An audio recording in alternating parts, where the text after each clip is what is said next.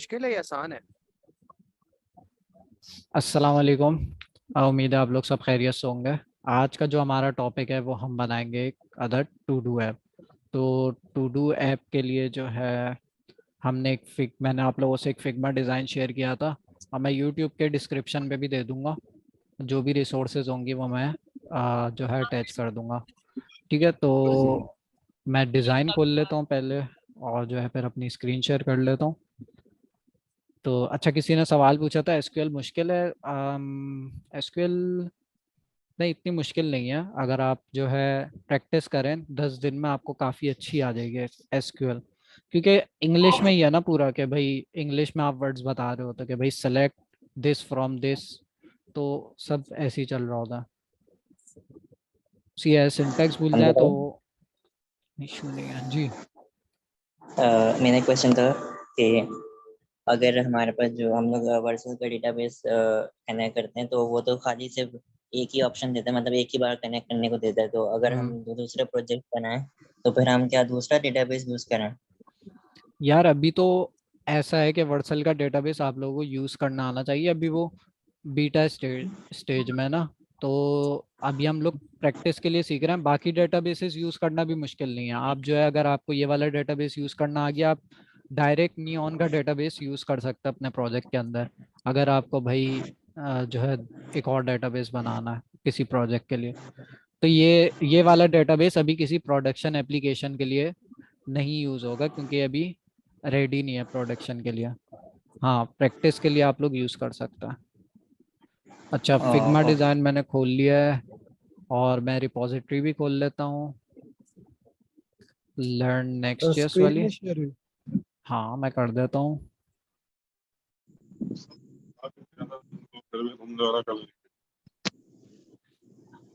Sir ये okay. SQL और MongoDB में बोथ में इजी कौन सा है? क्या चीज़? एसक्यूएल ज्यादा बेटर है चलाने में या मोंगोडीबी, मतलब इजी टू यार अंडरस्टैंड? दोनों की अलग अलग रिक्वायरमेंट है। तो वो जो है आप Q&A अगर एंड में हुआ, वैसे आज मुझे जल्दी जाना है, बट जो है दोनों की जी अलग जी। अलग रिक्वायरमेंट है। अगर आप देखें यूट्यूब पे आपको मिल जाएगा। तो वो रिक्वायरमेंट पे ठीक है डिपेंड सर। करता है आप कौन सा डेटाबेस यूज़ करना चाहिए। ओके। ठीक है सर। तो जो है मैं अभी जल्दी से खोल लेता हूँ अपना स्टेप नंबर 12। यहाँ पे कोई ऐसा है जिसको भाई राउट हैंडलर का रिवीजन चाहिए? हाँ हाँ। नो। ओके, मेरे ख्याल से राउट हैंडलर का रिवीजन जो है इसी में हो जाएगा। सब अपना माइक प्लीज म्यूट कर ले। म्यूट। ओके। तो जो है अब जो है मैं अपना मेरी स्क्रीन शेयर हो रही है। हाँ, यस हो सर। रही है। ओके। तो हम जो है आज टू डू ऐप बनाएंगे, जो कि ये इसका डिज़ाइन है। और बिल्कुल अगर टाइम बचा तो बिल्कुल एग्जैक्ट बना लेंगे, नहीं तो भाई काम करेंगे कि जो है मिलती जुलती बना लेंगे। बाकी आप लोग डिज़ाइन से जो है देखकर आप लोग बना सकते हैं खुद से। ठीक है।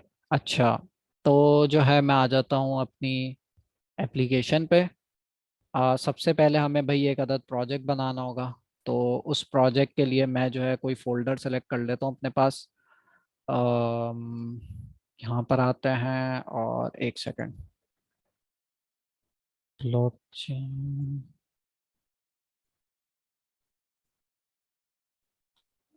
अच्छा सर, मुझे कुछ आइडिया ही नहीं है कि ये एसक्यूएल क्या होता है और डेटाबेस, तो थोड़ा सा वो मेरे लिए हाँ, बेसिक से वो बताएं। जब तक इंस्टॉल हो रहा है तब तक बताता हूँ, इंट्रोडक्शन देता हूँ। अच्छा, next storage to do app. Sir हम इसमें पोस्टग्रेस मारेंगे ना टू डू ऐप में, कि न्योन करेंगे? नियॉन भी पोस्ट ग्रेस ही है। सही। ठीक है। बताता हूँ अभी। अच्छा, पहले मैं इस यस सर। प्रोजेक्ट को लगा देता हूँ, npx create next step @latest dot. Dot का मतलब इसी डायरेक्टरी में बना दो। तो अब मैंने डॉट बता दिया, तो अब ये मुझसे नाम नहीं पूछेगा प्रोजेक्ट का। तो TypeScript ESLint, Tailwind, SRC, yes, no, okay. तो सबसे पहले भाई इंट्रोडक्शन चलते हैं, राउट हैंडलर से स्टार्ट करते हैं। देखिए, जब भी आप डेटाबेसेस में काम करते हैं, आज जब भी आप एप्लीकेशन में काम करते हैं, तो उसके 3 टीयर्स होते हैं, मतलब 3 पोर्शंस होते हैं। पहला पोर्शन आप लोगों ने पढ़ लिया है, फ्रंट एंड। आप नेक्स्ट ईयर्स में कुछ भी आपने पेज बनाया होगा, कुछ भी टू डू ऐप बनाई होगी या प्राइसिंग टेबल बनाया होगा, वो आपका सिर्फ फ्रंट एंड है।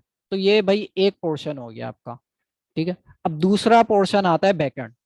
अब बैक एंड के अंदर जो है आप कोड लिखते हैं कि भाई कोड किस चीज से रिलेटेड लिखते हैं। आप कोड लिख सकते हैं कि भाई फला बंदे को ईमेल भेज दो, फला डेटाबेस में ये चीज ऐड कर दो। तो इस तरह की क्यूरीज जो है वो बैकएंड में लिखते हैं। ये हो गया हमारा सेकंड ईयर बीच का पोर्शन, ठीक है। इसके अंदर और भी चीजें हो सकती हैं, एपीआईज भी इसी के अंदर होती हैं, ठीक है। बैकएंड में ही आपकी एपीआईज बनती है। तो पहला portion front end. Front end किससे कम्युनिकेट करेगा? बैकएंड से। अब बैकएंड से कम्युनिकेट करेगा, फिर बैकएंड जो है ना, बैकएंड में भी एक आपने कोड ही लिखा हुआ होगा कि जो है भाई क्या करो, डेटाबेस में फला फला एंट्री ऐड कर दो, ठीक है। आप डायरेक्ट फ्रंट एंड से डेटाबेस में नहीं ऐड कर सकते, ठीक। आपको बीच में सर्वर चाहिए, ठीक है। अब नेक्स्ट जेएस में हमें ये फायदा है कि हमारे पास सर्वर कंपोनेंट्स है। तो सर्वर कंपोनेंट में हम डायरेक्ट डेटाबेस से कम्युनिकेट कर सकते हैं। बैकग्राउंड में नेक्स्ट जेएस क्या कर रहा है? नेक्स्ट जेएस आपका जो है कंपोनेंट को उठाएगा, उसकी एचटीएमएल अलग बनाएगा, और जो आपका बैकएंड से रिलेटेड फंक्शनैलिटी है उसके लिए अलग सर्वर बनाएगा, ठीक है। लैम्डा फंक्शन बनाएगा, सही है। तो सर्वर कंपोनेंट में हमें फायदा है कि हम डायरेक्ट डेटाबेस से कम्युनिकेट कर सकते हैं, क्योंकि हमारा जो कंपोनेंट है वो बैकएंड पे ही रेंडर हो रहा है। एक तरह से आप देखें, सर्वर पर ही रेंडर हो रहा है। आप कभी भी क्लाइंट क्लाइंट क्या होता है? आपका ब्राउजर। आप कभी भी ब्राउजर से डायरेक्ट डेटाबेस नहीं एक्सेस करते, सिक्योरिटी रीजंस की वजह से, और डेटाबेस अलाउ भी नहीं करते, कोई भी हैक कर लेगा। क्योंकि क्लाइंट जो है, जो आपका ब्राउजर है, उसका एक्सेस तो सबके पास है ना। कोई भी उसमें जाके कुछ छेड़खानी करके, अगर उसने कोई छेड़खानी कर दी, और आपका क्लाइंट जो है, आपका ब्राउजर जो है, जो आपके ब्राउजर में जो वेबसाइट चल रही है, वो डायरेक्ट कनेक्ट है आपके डेटाबेस से, तो वो डायरेक्ट डेटाबेस में अटैक कर सकता है। इसलिए हमारे पास सेकंड लेयर जो होती है वो बैकएंड की होती है, जिसमें आप ये सारी चीजें हैंडल करते हैं। अगर कोई हैकर आके कुछ करने की कोशिश करता है, आप बैकएंड में कोड लिखते हो कि भाई कोई अगर ज्यादा रिक्वेस्टें कर रहा है तो उसको ब्लॉक कर दो, उसकी आईपी को ब्लॉक कर दो। तो उसके लिए हम कोड लिखते हैं बैकएंड के अंदर, सही है। फिर बैकएंड के अलावा हमारे पास तीसरा जो पोर्शन होता है वो होता है डेटाबेस। तो ये फ्लो हमारे पास कुछ इस तरह से चलता है कि अगर मैं अपना पेन खोल लूं, कहाँ गया?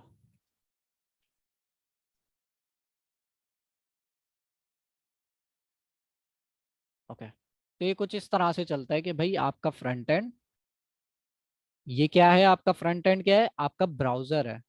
ब्राउजर के ऊपर आपकी वेबसाइट चल रही है, जैसे फेसबुक, सही है। अब इस ब्राउजर में जो डाटा आ रहा है ना, वो कहीं ना कहीं से आ रहा होगा। जैसे फेसबुक की अगर हम एग्जांपल लें, तो आप जैसे ही ब्राउजर में आते हैं, तो क्या होता है? आपके पास लोडर शो होता है। आपके पास ऐसे फौरन से पोस्ट नहीं आ जाती, ठीक है। आपके पास थोड़ी देर के लिए लोडर आता है। लोडर आता है, या आप कह लें स्केलेटन आता है पोस्ट का ना, कि भाई आपकी पोस्टें जो है ना वो लोड होती हैं पहले, डायरेक्ट नहीं आती, ठीक है। तो वो लोड होने के लिए, भाई वो लोड क्यों हो रही है? वो लोड इसलिए हो रही है क्योंकि आपकी जो पोस्ट है ना, वो आपका ब्राउजर डेटाबेस से फेच कर रहा है, ठीक है। तो वो क्या करेगा? फेसबुक जैसी आप खोलेंगे, यहाँ पे एक रिक्वेस्ट जाएगी, ये रिक्वेस्ट हमारे बैकएंड सर्वर पर जाएगी, ठीक है। ये हमारा सर्वर है। ये बैकएंड सर्वर के अंदर हमने भाई नोड जेएस का कुछ कोड लिखा हुआ है, हमने कुछ फंक्शंस बनाए हुए हैं कि भाई अगर कोई facebook.com पे आए, तो ये वाला कोड चला दो। हमने ये चीज बताई हुई है कि भाई यहाँ पे एक फाइल रखी हुई है, ये वाला कोड चला दो। अभी बना के देखेंगे, नेक्स्ट ईयर्स में तो बहुत आसान हो गया है काम। तो कोई भी फेसबुक पे आता है, तो एक रिक्वेस्ट जाएगी सर्वर पर, वहां से सर्वर क्या करेगा? सर्वर को अब पोस्ट चाहिए। उसने रिक्वेस्ट में हमने क्या चीज मांगी? रिक्वेस्ट में हमने बोला कि भाई मुझे पोस्ट करा दो, ठीक है, पोस्ट जो होते हैं फेसबुक में वो मुझे दे दो। तो सर्वर पर रिक्वेस्ट आई, अब सर्वर जो है वो कोड चलाएगा, भाई पोस्ट चाहिए, उस सर्वर को ना कहीं से पोस्ट चाहिए। तो सर्वर अपने पास पोस्ट तो नहीं रखेगा, सर्वर जो है वो डेटाबेस के अंदर जितनी भी हमारी पोस्ट होती हैं वो हमारे पास डेटाबेस के अंदर होती है। ठीक है, तो हमारे पास ये हमारे पास डेटाबेस हो गया। तो यहाँ पे क्या होगा कि फेसबुक ने भाई फ्रंट एंड जो है हमारा उसने रिक्वेस्ट करी सर्वर को कि भाई मुझे पोस्ट दे दो। अब सर्वर पे हमने कोड लिखा हुआ है कि भाई अगर कोई क्या कहते हैं पोस्ट मांगे तो क्या करो, डेटाबेस में जाओ। यहाँ पे हमने रिक्वेस्ट भेजी डेटाबेस पे, और डेटाबेस में मैंने कहा कि भाई डेटाबेस के अंदर एक टेबल है पोस्ट। ठीक है, डेटाबेस में जाओ और डेटाबेस में एक टेबल है पोस्ट नाम का। ठीक है, उस पोस्ट नाम के टेबल में से सारी पोस्ट निकाल के ले आओ। ठीक है, तो ये मैंने रिक्वेस्ट करी डेटाबेस को, डेटाबेस ने अब उसके बदले में रिस्पांस देना है। ठीक है, मैंने उससे रिक्वेस्ट करी डेटाबेस से कि भाई मुझे पोस्ट दो। ठीक है, तो अब डेटाबेस रिस्पांस करेगा कि हाँ भाई ये मेरे पास टेबल है पोस्ट का, और ये लो आपकी आपका रिस्पांस, ये आपने जो भी आपने क्या कहते हैं रिक्वेस्ट करी है उसका रिस्पांस आपको सारी पोस्ट मिल जाएंगी। तो यहाँ पे हमारे पास भाई बहुत सारी पोस्ट की एक लिस्ट होगी, तो वो हमें सर्वर पर मिलेगी, और सर्वर से हम क्या करेंगे वापस भेजेंगे अपने फ्रंट एंड पे। तो ये हमारे पास भाई पोस्ट जो थी वो इस तरह से हमारे पास फेसबुक पे आई है। ठीक है, अगर आप डायरेक्ट फ्रंट एंड से डेटाबेस एक्सेस करने की कोशिश करेंगे तो वो अलाउ नहीं करेगा सिक्योरिटी रीजंस की वजह से, क्योंकि फ्रंट एंड का एक्सेस तो आपके क्या कहते हैं सिर्फ सबके पास है ना फ्रंट एंड का एक्सेस, तो वो डायरेक्ट डेटाबेस में अटैक कर सकता है। तो आप सोच रहे होंगे कि भाई जब वो डेटाबेस में अटैक कर सकता है तो वो सर्वर पर भी तो अटैक कर सकता है। बिल्कुल कर सकता है, लेकिन उसके लिए आप कोड लिखते हैं एक्स्ट्रा। फॉर एग्जांपल मैं एक हैकर हूँ, मैं गया फेसबुक पे मैंने भाई ऐसी स्क्रिप्ट लिखी जिससे बहुत सारे बॉट्स जो है ना वो फेसबुक पे क्या कर रहे हैं रिक्वेस्टें कर रहे हैं, मतलब फेसबुक के होम पेज पे जाके बहुत सारी रिक्वेस्टें कर रहे हैं या स्पैम कर रहा है। ठीक है, तो क्या होगा, फेसबुक का सर्वर देखेगा कि भाई इस आईपी एड्रेस से बहुत सारी रिक्वेस्टें आ रही हैं, ये एक नॉर्मल इंसान तो नहीं भेज सकता। एक सेकंड में 100 रिक्वेस्टें आ रही हैं तो जाहिर है एक नॉर्मल इंसान तो नहीं भेज सकता। तो सर्वर क्या करेगा, इसकी आईपी को ब्लॉक कर देगा।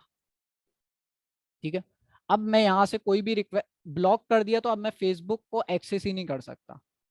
ठीक है, तो मैं हैकिंग का चांस तो गया। ठीक है, तो इस तरह से आप जो है बैकएंड के अंदर ये सारी सिक्योरिटी लिखते हैं, सारी लॉजिक जो है वो बैकएंड के अंदर होती है। ठीक है, अच्छा अब यहाँ पे एक और चीज है, फ्रंट एंड ये हमारा बैकएंड। ठीक है, बैकएंड के अंदर डेटाबेस भी आता है, लेकिन हमने अब डेटाबेस को अलग कर दिया। अब ये इसको हम कहते हैं 3 टियर आर्किटेक्चर, 3 टियर है ना, front end back and database.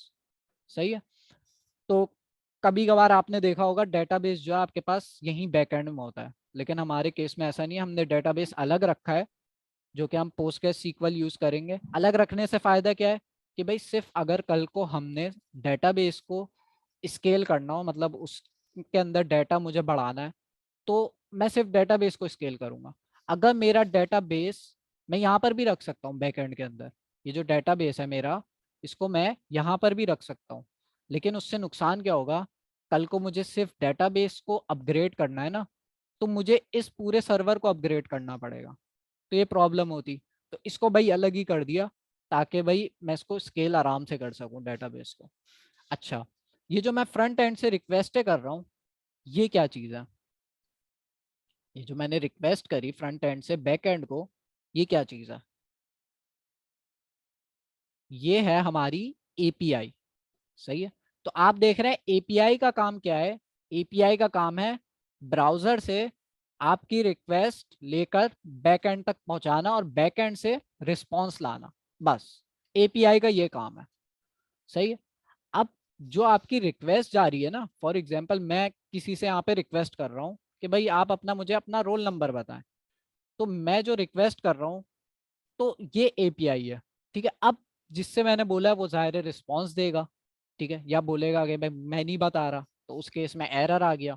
ठीक है, लेकिन वो रिस्पॉन्स देगा मुझे कुछ ना कुछ। तो मैं रिक्वेस्ट करी, सर्वर जो है वो मुझे रिस्पॉन्स दे रहा है।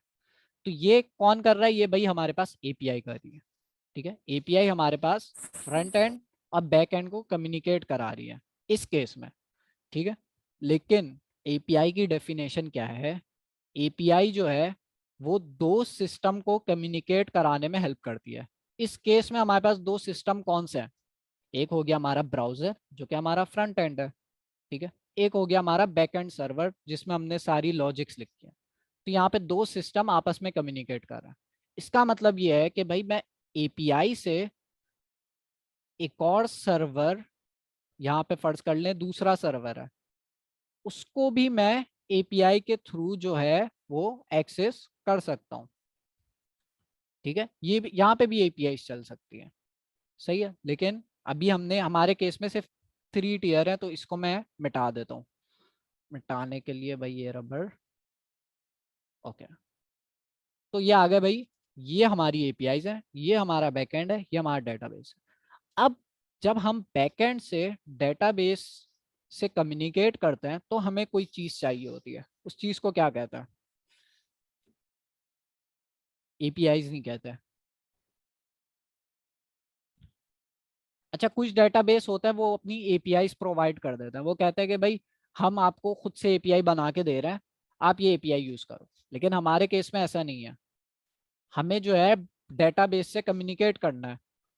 ठीक है, डेटाबेस से, ये जो बैकएंड है हमारा, इसने डेटाबेस से कम्युनिकेट करना है। कैसे करेगा?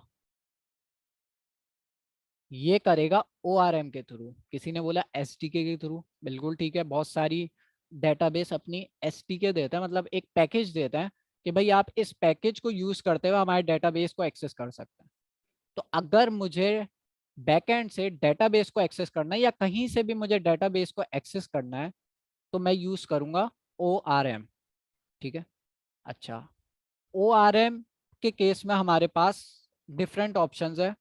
फॉर एग्जांपल हमारे पास जो है ड्रिजल है, केजली है। अच्छा, ड्रिजल का एक फायदा बताऊंगा, लेकिन उससे पहले भाई ड्रिजल के बगैर कैसा होता है हमारा कोड वो देखेंगे।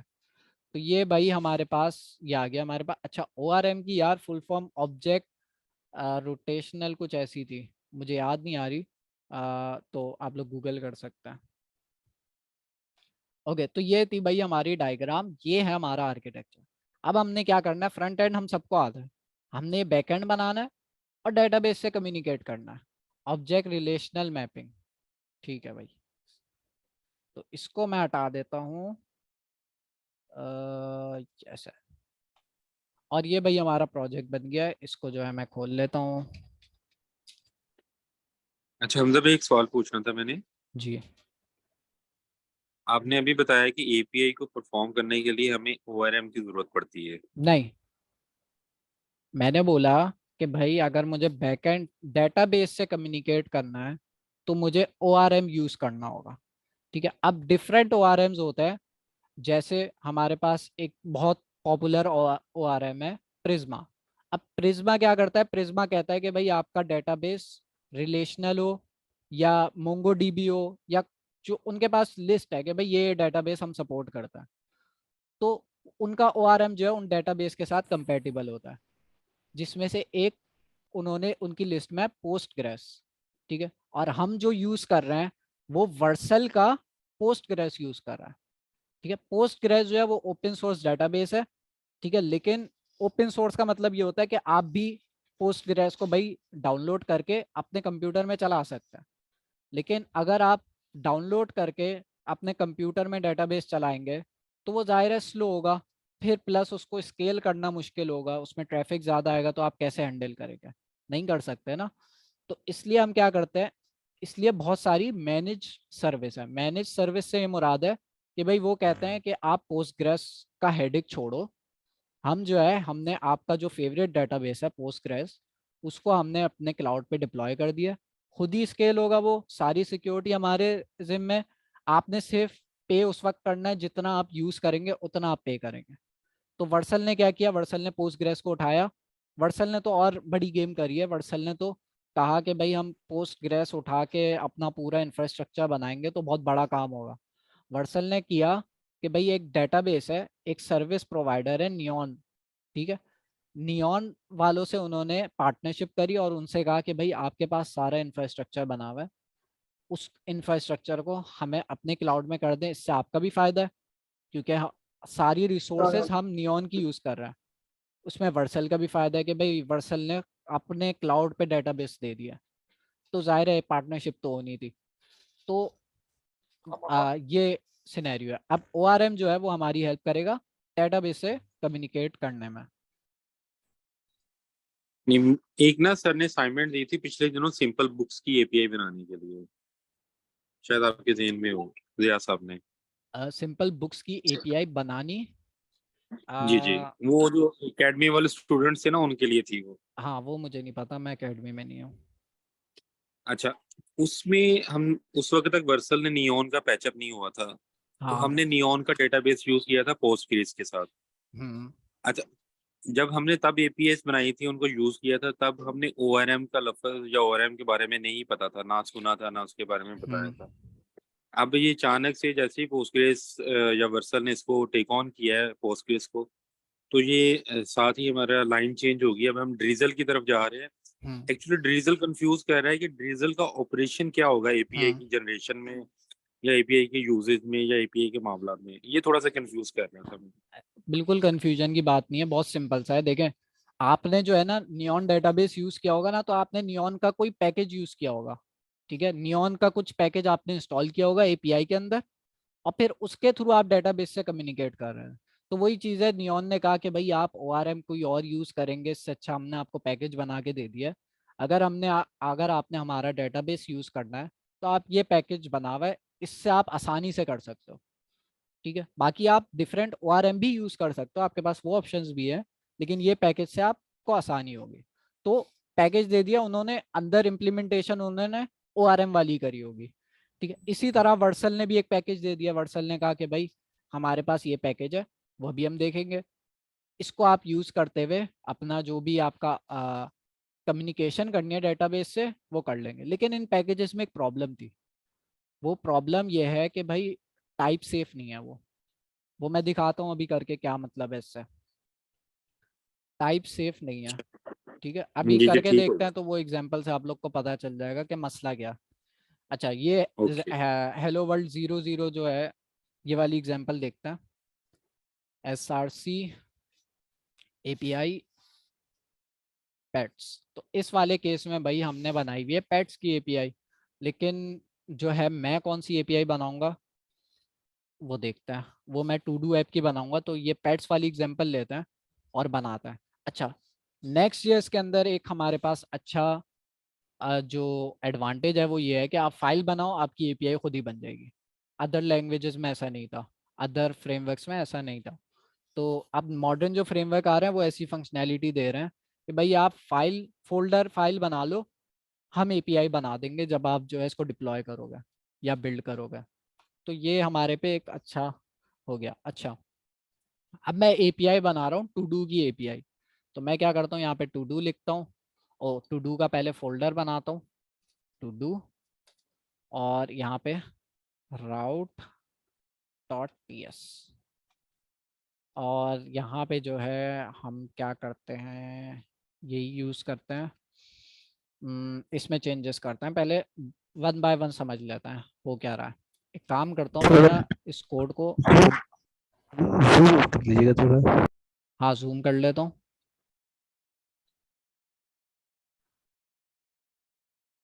ठीक है, तो भाई ये मैंने API का राउट बना दिया, जिसके अंदर आप देख रहे हैं कि मैंने ऐप डायरेक्टरी के अंदर API/to-do, तो अब ये मेरा API का राउट हो गया है। राउट से मुराद ये है कि भाई अब अगर मुझे ये API कॉल करनी है तो मैं किस में जाऊंगा, लोकल होस्ट 3000/API/to-do, ठीक है। अब टू डू का जो फोल्डर है उसके अंदर मुझे एक फाइल बनानी है route.ts, ठीक है।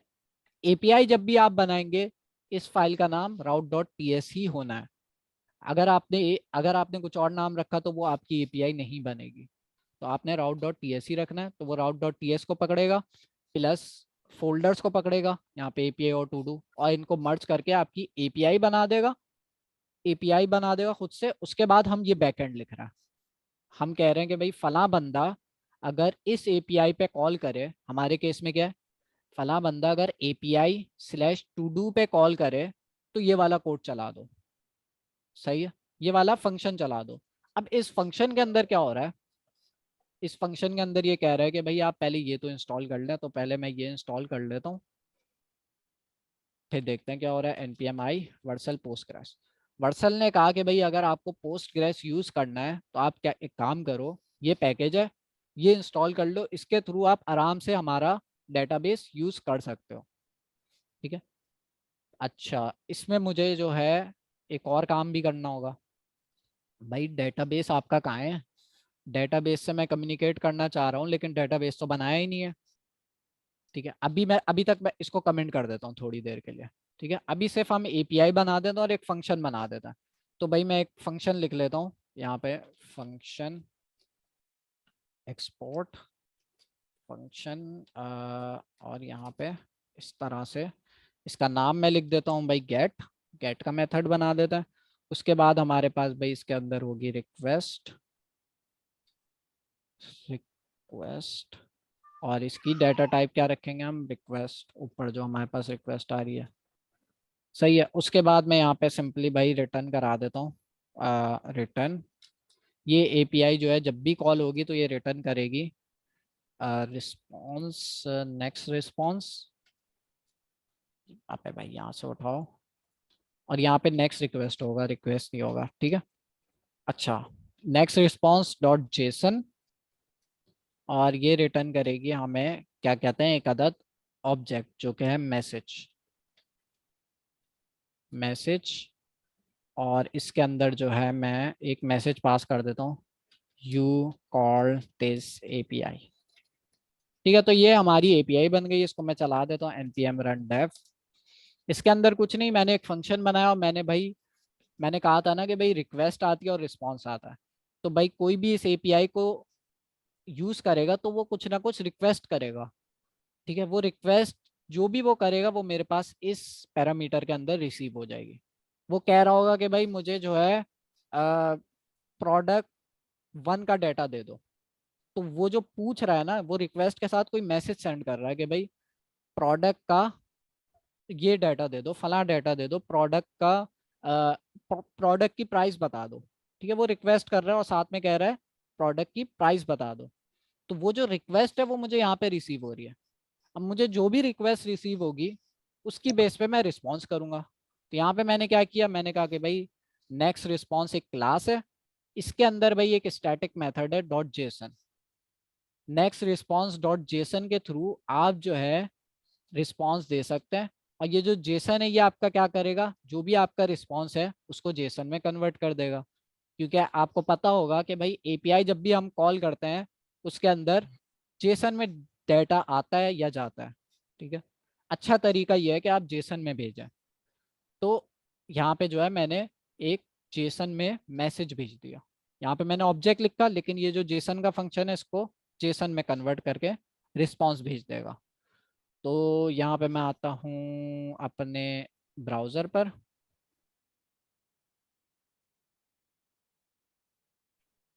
क्या क्या खुला हुआ है, लोकल होस्ट 3000, और लोकल होस्ट 3000। अब मैं एपीआई कॉल करता हूँ direct, /API/to-do।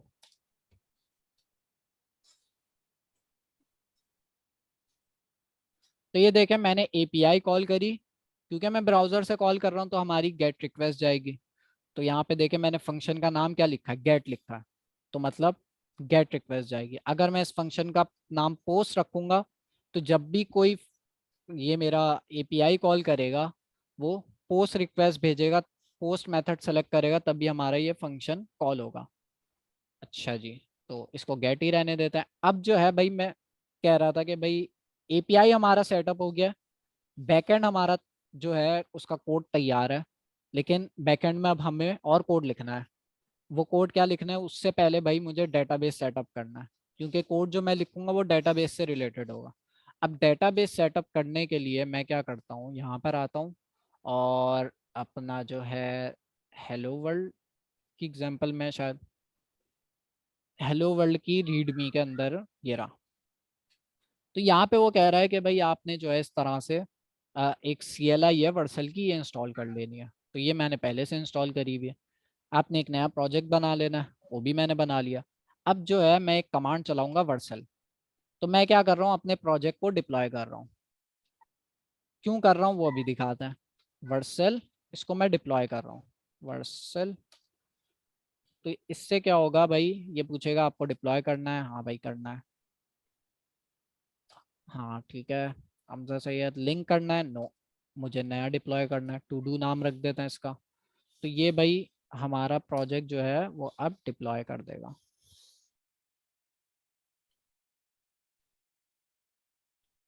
Want to modify, no. तो ये मेरा प्रोजेक्ट जो है वो डिप्लॉय हो रहा है। तो इसको मैं डायरेक्ट इस लिंक पे क्लिक करके खोल सकता हूँ। तो इस लिंक पे क्लिक कर लेते हैं और यहाँ पे हमारा खुल जाएगा। नोट करेगा मैंने इस लिंक पे कंट्रोल दबा के क्लिक किया तो तभी ये क्लिकेबल होता। अच्छा, तो ये हमारा प्रोजेक्ट डिप्लॉय हो रहा है।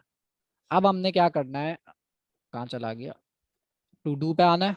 ये हमारे डिप्लॉयमेंट का था, हमने टू डू पे आ रहा है वापस। ये जो मेरे पास ऊपर बटन है इस पर मैंने क्लिक किया। अब मैं जाऊँगा स्टोरेज पे। स्टोरेज पे जाने के बाद मैं बनाऊंगा एक पोस्टग्रेस का डेटाबेस। तो यहाँ पे क्रिएट कर लेते हैं। कौन सा डेटाबेस बनाना है, पोस्टग्रेस का बनाना है। ठीक है, कंटिन्यू, एक्सेप्ट, हमजा भाई नाम। आपकी आप हमजा भाई आपकी स्क्रीन स्ट्रक हो। मेरा मेरी नाम फहाद है, आपकी स्क्रीन स्ट्रक हो गई।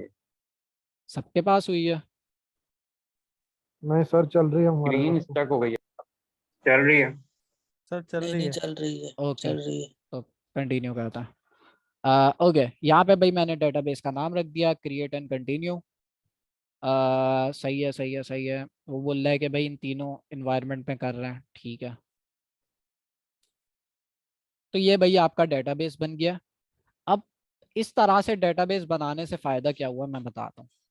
मैं चाहता डायरेक्ट वर्सल पे आता, डेटाबेस बना लेता, लेकिन उसमें जो है मुझे ज़्यादा काम करना पड़ता। अब जब मैंने इस प्रोजेक्ट को डिप्लॉय किया पहले, फिर इस प्रोजेक्ट के अंदर आकर मैं फिर स्टोरेज पे जाके डेटाबेस बनाया। तो जब मैं प्रोजेक्ट के अंदर आकर डेटाबेस बनाता हूँ ना, तो ये ऑटोमेटिकली क्या करेगा, डेटाबेस को इस टू डू ऐप के साथ लिंक कर देगा। अगर मैं यहाँ पर आऊँ अपनी प्रोफाइल पे, तो यहाँ पे और भी प्रोजेक्ट है। अगर मैं यहाँ पर आके डेटाबेस बनाता ना, तो मेरा डेटाबेस उस प्रोजेक्ट से डायरेक्टली लिंक नहीं होता, मुझे लिंक करना पड़ता मैन्युअली। तो इसलिए भाई मैंने पहले डिप्लॉय किया, उसके साथ मैंने डेटाबेस को लिंक कर दिया। ठीक है। अच्छा, आप डिप्लॉय किया उस प्रोजेक्ट से आके हमने वो स्टोरेज में जाके बना लिया, वो ऑटो करेक्ट हो गया उसके साथ। हाँ, अब कनेक्ट कहाँ से हुआ भाई, कनेक्ट यहाँ से हुआ कि भाई जब भी आप डेटाबेस बनाते हैं ना, तो उस डेटाबेस को एक्सेस करने के लिए वो कहता है कि भाई आपके पास ये सीक्रेट्स हैं, चाबियां हैं। ठीक है, अगर आपने भाई डेटाबेस को एक्सेस करना है तो आपके पास ये चाबी होना लाजमी है। ठीक है, तो वो चाबी जो है, जो उसने कीज दी है, वो भाई हमारे पास उसने क्या किया, इस प्रोजेक्ट के साथ डायरेक्टली लिंक कर दी। अब कहाँ पे लिंक करी उसने, यहाँ पर आता है हम सेटिंग्स में, और यहाँ पे हमारे पास है एनवायरनमेंट वेरिएबल्स। ठीक है, यहाँ पे इसने क्या किया, देखें इतने सारे एनवायरनमेंट वेरिएबल उसने सेट कर दिए। ये एनवायरनमेंट वेरिएबल के अंदर जो है, ये देखिए पासवर्ड भी है, जो हमारा पोस्टग्रेस का डेटा बेस है उसका पासवर्ड भी है, और भी काफ़ी सारी चीज़ें हैं। तो ये जो चीज़ें हैं ये डेटाबेस के अंदर होती हैं, जो आपको चाहिए होती हैं डेटाबेस से कनेक्शन बनाने के लिए। तो हमने प्रोजेक्ट के अंदर जब डेटाबेस बनाया, तो क्या हुआ कि भाई हमारा क्या कहते हैं, डेटाबेस डायरेक्ट उस प्रोजेक्ट के साथ लिंक हो गया। लिंक होने से ये मुराद है, उसने कहा कि भाई ये मेरे क्रेडेंशियल्स हैं, उसने ये क्रेडेंशियल्स जो हैं वो दे दिए, और कहा कि भाई ये मेरे क्रेडेंशियल्स हैं, इसको आप क्रेडेंशियल्स ही यूज़ करते हैं हम कनेक्शन के लिए, तो उससे क्रेडेंशियल्स इस प्रोजेक्ट के अंदर डाल दिए। तो अब जो हम डेटाबेस से कम्युनिकेट कर सकते हैं। अच्छा, एक कॉन्सेप्ट हमारे पास ये एनवायरनमेंट वेरिएबल, ये क्या चीज़ है, इसको मैं करके दिखाता हूँ। पहले तो ये भाई डिप्लॉय कर दिया था ना मैंने, तो हमारी जो डिप्लॉय हुआ जो टू डू ऐप है ना, वो हमारे डेटाबेस से लिंक हो गया। ठीक है, मतलब अब हम डिप्लॉय हुआ जो टू डू ऐप है उसमें डेटाबेस से कम्युनिकेट कर सकते हैं। लेकिन हमारा जो हम लोकल लोग प्रोजेक्ट है, मतलब जी इस स्क्रीन थोड़ी सी जूम कर लीजिएगा, बहुत बारीक नजर आ रहा ठीक है। है। जी जी ठीक है।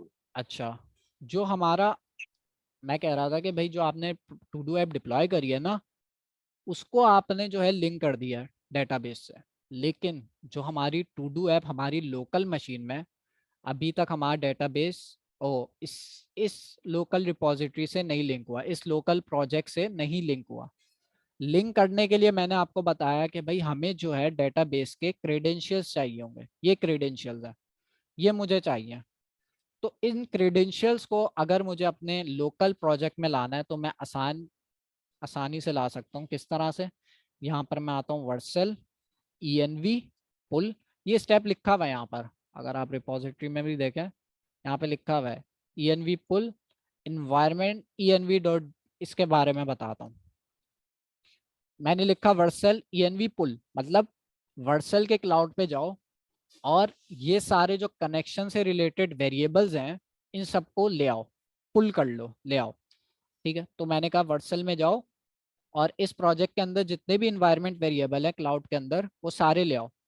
ठीक है, ले आओ और कहाँ पे स्टोर कर दो? यहाँ पे मैंने एक फाइल का पाथ बता दिया, .env dot local dot development था ना, या डेवलपमेंट डॉट लोकल था, डेवलपमेंट डॉट लोकल होगा, डेवलपमेंट डॉट लोकल।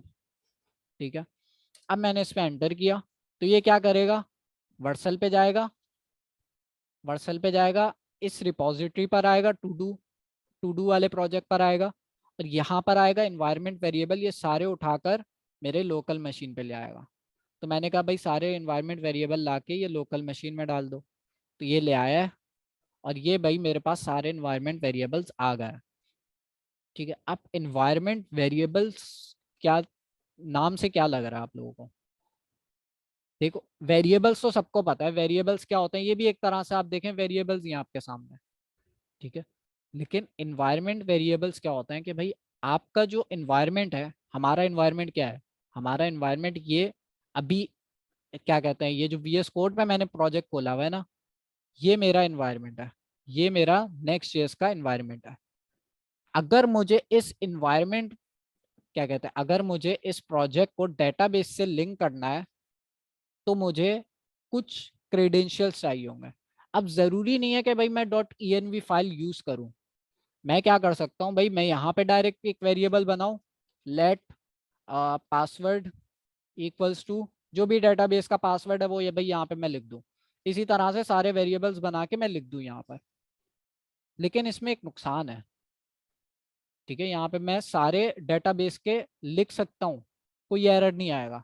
लेकिन नुकसान क्या होगा कि भाई ये जो वेरिएबल्स है ना, ये कल को भाई मैं गिटअप पे कोड पुश करूंगा, ठीक है, या कोई और अगर मेरा कोड देखेगा तो उसको मेरे क्रेडेंशियल्स पता चल जाएंगे। इवन अगर आप गिटहब पर ये कोड अपलोड करते हैं और आपकी रिपॉजिटरी प्राइवेट है, तब भी कोई ना कोई आपका प्रोजेक्ट हैक कर सकता है, आपके क्रेडेंशियल निकाल सकता है। तो ये बहुत वो होते हैं, बहुत सीक्रेट रखने होता है। तो इसलिए हम इस तरह से वेरिएबल्स नहीं बनाते हैं। हम क्या करते हैं, हम एक अलग फाइल बनाते हैं जिसका नाम हम रखते हैं .env। यहाँ पे मैंने रखा है .env dot development dot local. ठीक है, तो आप समझ लें अभी .env फाइल हम बनाते हैं। डेवलपमेंट डॉट लोकल का मतलब ये है कि भाई आप जो है ये env फाइल जो है सिर्फ डेवलपमेंट के वक्त यूज करेंगे। जब आप इसको डिप्लॉय करेंगे तो उसके लिए कौन सी env फाइल यूज करेंगे? .env dot production. ठीक है, तो इस तरह का इसकी कन्वेंशन है बहुत सारी ना। तो अभी हमने भाई ये लोकल प्रोजेक्ट के अंदर यूज कर रहा है, तो मैंने एक फाइल बना दी .env dot development dot local. तो ये हमारी ये वाली env फाइल सिर्फ हमारे इस प्रोजेक्ट पे, जो कि हमारी लोकल मशीन पे है, सिर्फ इस पे चलेगी। और हमारे केस में हमने करना भी यही है। अच्छा, तो इसको बनाने का फायदा ये है कि जितने भी हमारे पास सीक्रेट्स थे वो मैंने इसमें रख दिए। अब मैं इन सीक्रेट्स को अपने पास पूरे प्रोजेक्ट में कहीं पर भी यूज कर सकता हूँ अपनी मर्जी से।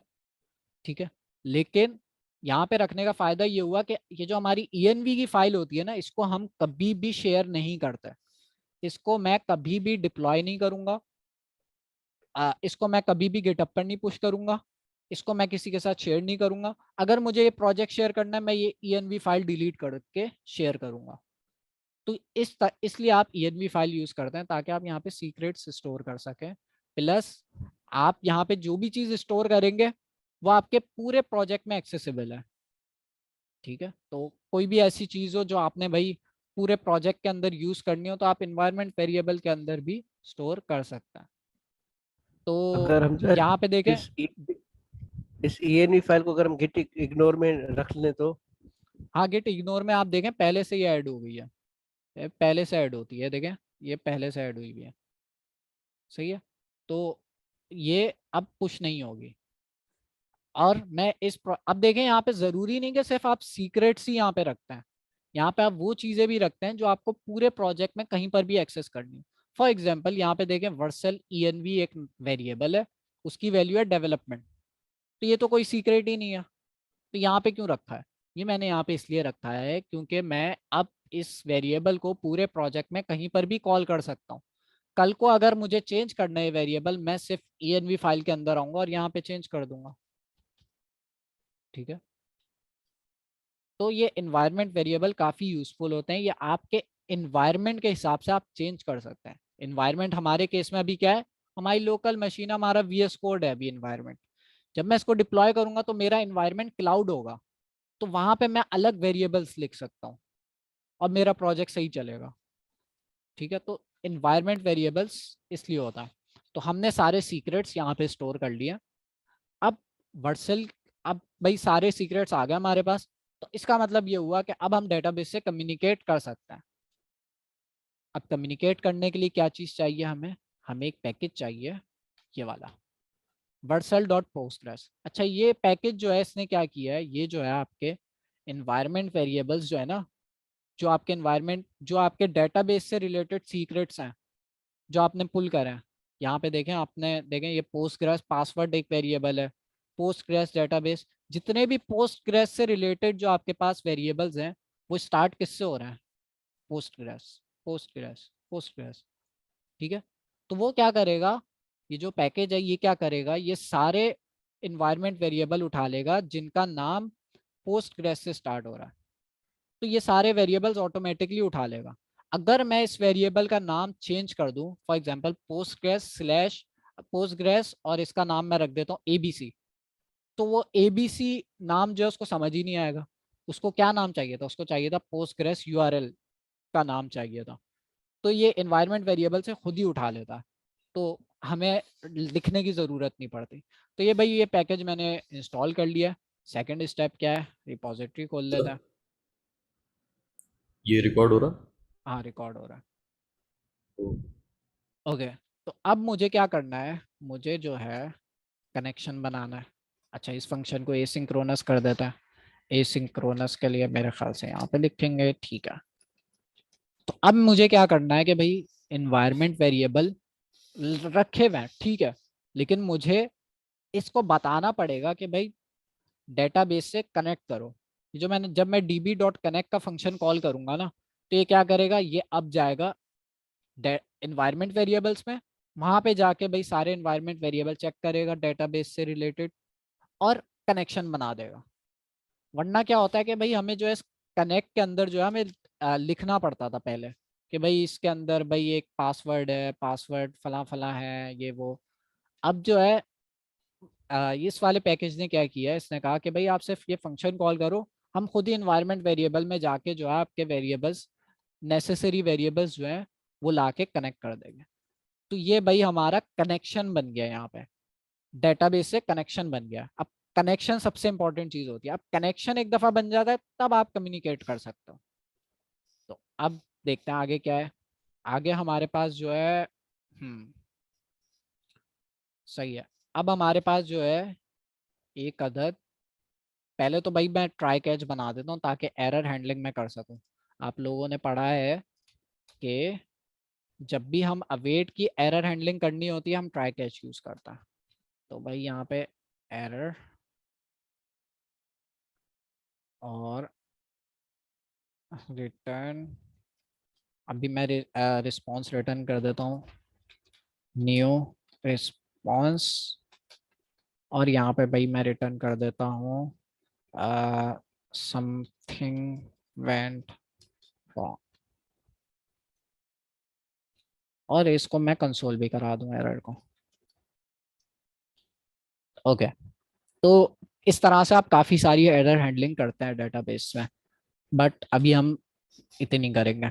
अच्छा, अब जो है भाई डेटाबेस में कनेक्शन बना दिया, लेकिन डेटाबेस से अगर आपने कम्युनिकेट करना उसके लिए पहला स्टेप था कनेक्शन, डेटाबेस बनाना। डेटाबेस बना लिया, ठीक है, अब डेटाबेस से कनेक्ट करो, डेटाबेस से कनेक्ट कर दिया, ठीक है, अब क्या करो, डेटाबेस में टेबल बनाओ। आपने कॉन्टेंटफुल पढ़ा था, कॉन्टेंटफुल के अंदर क्या था, आपको अगर डेटा इंसर्ट करना है, अगर आपने कोई भी डेटा डालना है, तो आप सबसे पहले उस डेटा का स्ट्रक्चर बताते थे। क्या बताते थे, फॉर एग्जांपल हमने मेरे ख्याल से ब्लॉक्स का मॉडल बनाया था। ब्लॉक्स के अंदर हमने बताया था कि भाई एक मॉडल होगा ब्लॉक्स का, एक टेबल होगा ब्लॉक्स का, उसके अंदर जो है ब्लॉक का टाइटल होगा, ब्लॉक का डिस्क्रिप्शन होगा, और ब्लॉक की इमेज होगी। ठीक है, ये हम पहले स्ट्रक्चर बताते हैं, इसको हम मॉडल भी कहते हैं, कॉन्टेंटफुल की जबान में इसको मॉडल कहते हैं, पोस्टग्रेस और एसक्यूएल की जबान में हम इसको कहते हैं टेबल्स। तो जब भी आप क्या कहते हैं, रिलेशंस। नहीं, रिलेशंस अलग चीज है। रिलेशन जो है, आप जो है किसी टेबल को दूसरे टेबल से लिंक करते हैं, उसको रिलेशन कहते हैं। तो इसको हम कहते हैं टेबल्स। आपके डेटाबेस में पहले बनते हैं टेबल्स। तो कहाँ चला गया, बंद कर दिया क्या मैंने?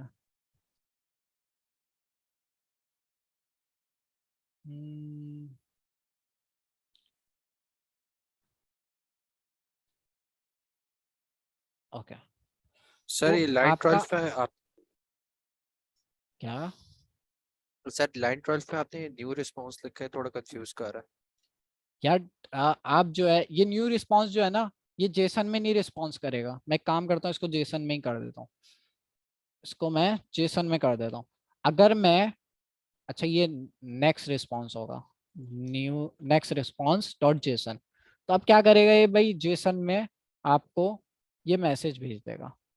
ठीक है, पहले मैंने किस में लिखा था, मैंने लिखा था न्यू नेक्स्ट रिस्पॉन्स, इस तरह से कुछ लिखा था, न्यू नेक्स्ट, उप्स, और यहाँ पे भी इसको हटा दिया। इस तरह से मैंने पहले लिखा था।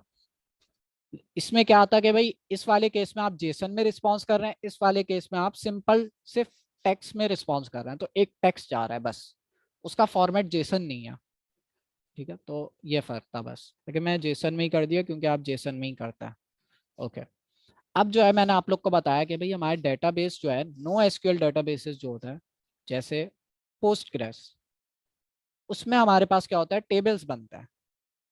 टेबल्स क्या होते हैं, टेबल्स में आप बताते हैं कि भाई आपके पास क्या क्या चीज़ें होंगी। तो फॉर एग्जांपल मैं टू डू का टेबल बनाऊंगा, तो अब टू डू का टेबल बनाने के लिए मैं क्या करूंगा, मैं एक काम करता हूँ, मैं आया वर्सल की CLI पे, यहाँ पर मैं पहले टेबल बना लेता हूँ। ठीक है, तो उसके लिए मैं आता हूँ, यहाँ मैंने गया स्टोरेज पे। ठीक है, स्टोरेज पे जाने के बाद मैं यहाँ पर आया क्यूरी। अब यहाँ पे जो है मैं क्यूरीज लिख सकता हूँ।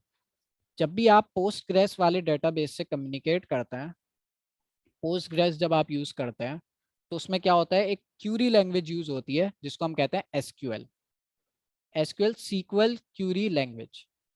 अब एसक्यूएल जो है एक लैंग्वेज है, जैसे आप जावास्क्रिप्ट टाइपस्क्रिप्ट पढ़ते रहे हैं, वैसी भाई ये एक अदर लैंग्वेज है, क्यूरी लैंग्वेज है हमारे पास एसक्यूएल। उसका सिंटैक्स भाई बिल्कुल इंग्लिश ही है पूरी। तो मैंने आप लोगों को बताया पहली चीज हमने क्या बनानी है, एक अदर टेबल बनाना है। तो टेबल के लिए मैं क्यूरी लिखूंगा, क्रिएट। इस तरह से आप एसक्यूएल लिखते हैं, कैपिटल लेटर में लिखें तो ज़्यादा अच्छा है, स्मॉल लेटर में चल जाता है, बट अच्छी प्रैक्टिस ये है कि एसक्यूएल आप कैपिटल लेटर में लिखें। तो मैंने लिखा क्रिएट, क्या चीज़ क्रिएट करनी है, क्रिएट टेबल, नाम क्या रखना है, टू डूज और अच्छा टू डूस नाम जो है वो मैं शॉर्ट में कर देता हूँ, ठीक है, नाम रख दिया। तो ये भाई क्रिएट टेबल टू डूज। अब मुझे बताना है कि भाई टू डूज के अंदर क्या क्या चीजें होनी है, क्या क्या कॉलम्स होने हैं, तो वो मुझे बताना है। तो यहाँ पे मैं राउंड ब्रैकेट लगाऊंगा और इसके अंदर जो है मैं फील्ड्स डिफाइन करूंगा कि मेरे पास क्या क्या टू डूज में होनी है। तो मेरे पास भाई एक अदद होनी है आईडी, ठीक है, अगर मैं आईडी ना भी लिखूं तो वो खुद ही जनरेट कर देगा, लेकिन मैं आईडी लिख लेता हूँ। आईडी, अच्छा आईडी जो है मैं चाह रहा हूँ कि भाई खुद ही इंक्रीमेंट हो, मतलब सीरियल हो। सीरियल का क्या मतलब है कि भाई आपने सीरियल नंबर देखे होंगे ना, जैसे आप एक्सेल की फाइल खोलते हैं, उसमें आप जैसे जैसे भाई इनपुट देते रहते हैं वैसे वैसे आपके रॉज बढ़ती रहती है, ठीक है। इसी तरह से सीरियल अगर मैं लिख दूं तो क्या होगा, अच्छा कैपिटल में लिखेंगे सीरियल। सीरियल से क्या होगा कि आपका जो क्या कहते हैं, नहीं मेरे ख्याल से स्मॉल में ही लिखेंगे, देख लेते हैं अगर गलती हुई तो ठीक कर लेंगे। सीरियल से क्या होगा कि आपका जो है आईडी जो है वो सीरियल में चलेगी। फॉर एग्जांपल जैसी मैं पहली रो ऐड करूंगा उसका सीरियल नंबर क्या होगा 1, दूसरी रो ऐड करूंगा दूसरा डाटा ऐड करूंगा उसका सीरियल नंबर 2 3 4 5 6 7, इस तरह से चलता रहेगा। ओके, अब मुझे भाई पहला कॉलम मैंने बता दिया, अब जो है मुझे दूसरा कॉलम बताना है। तो दूसरा कॉलम का नाम मैं रख देता हूँ टास्क। आप हमारे डिजाइन में देखें ना क्या क्या चीज़ है, कहाँ है भैया हमारा डिजाइन, ये रहा, इसको भी यहाँ पे ले आता हूँ, आ जाओ।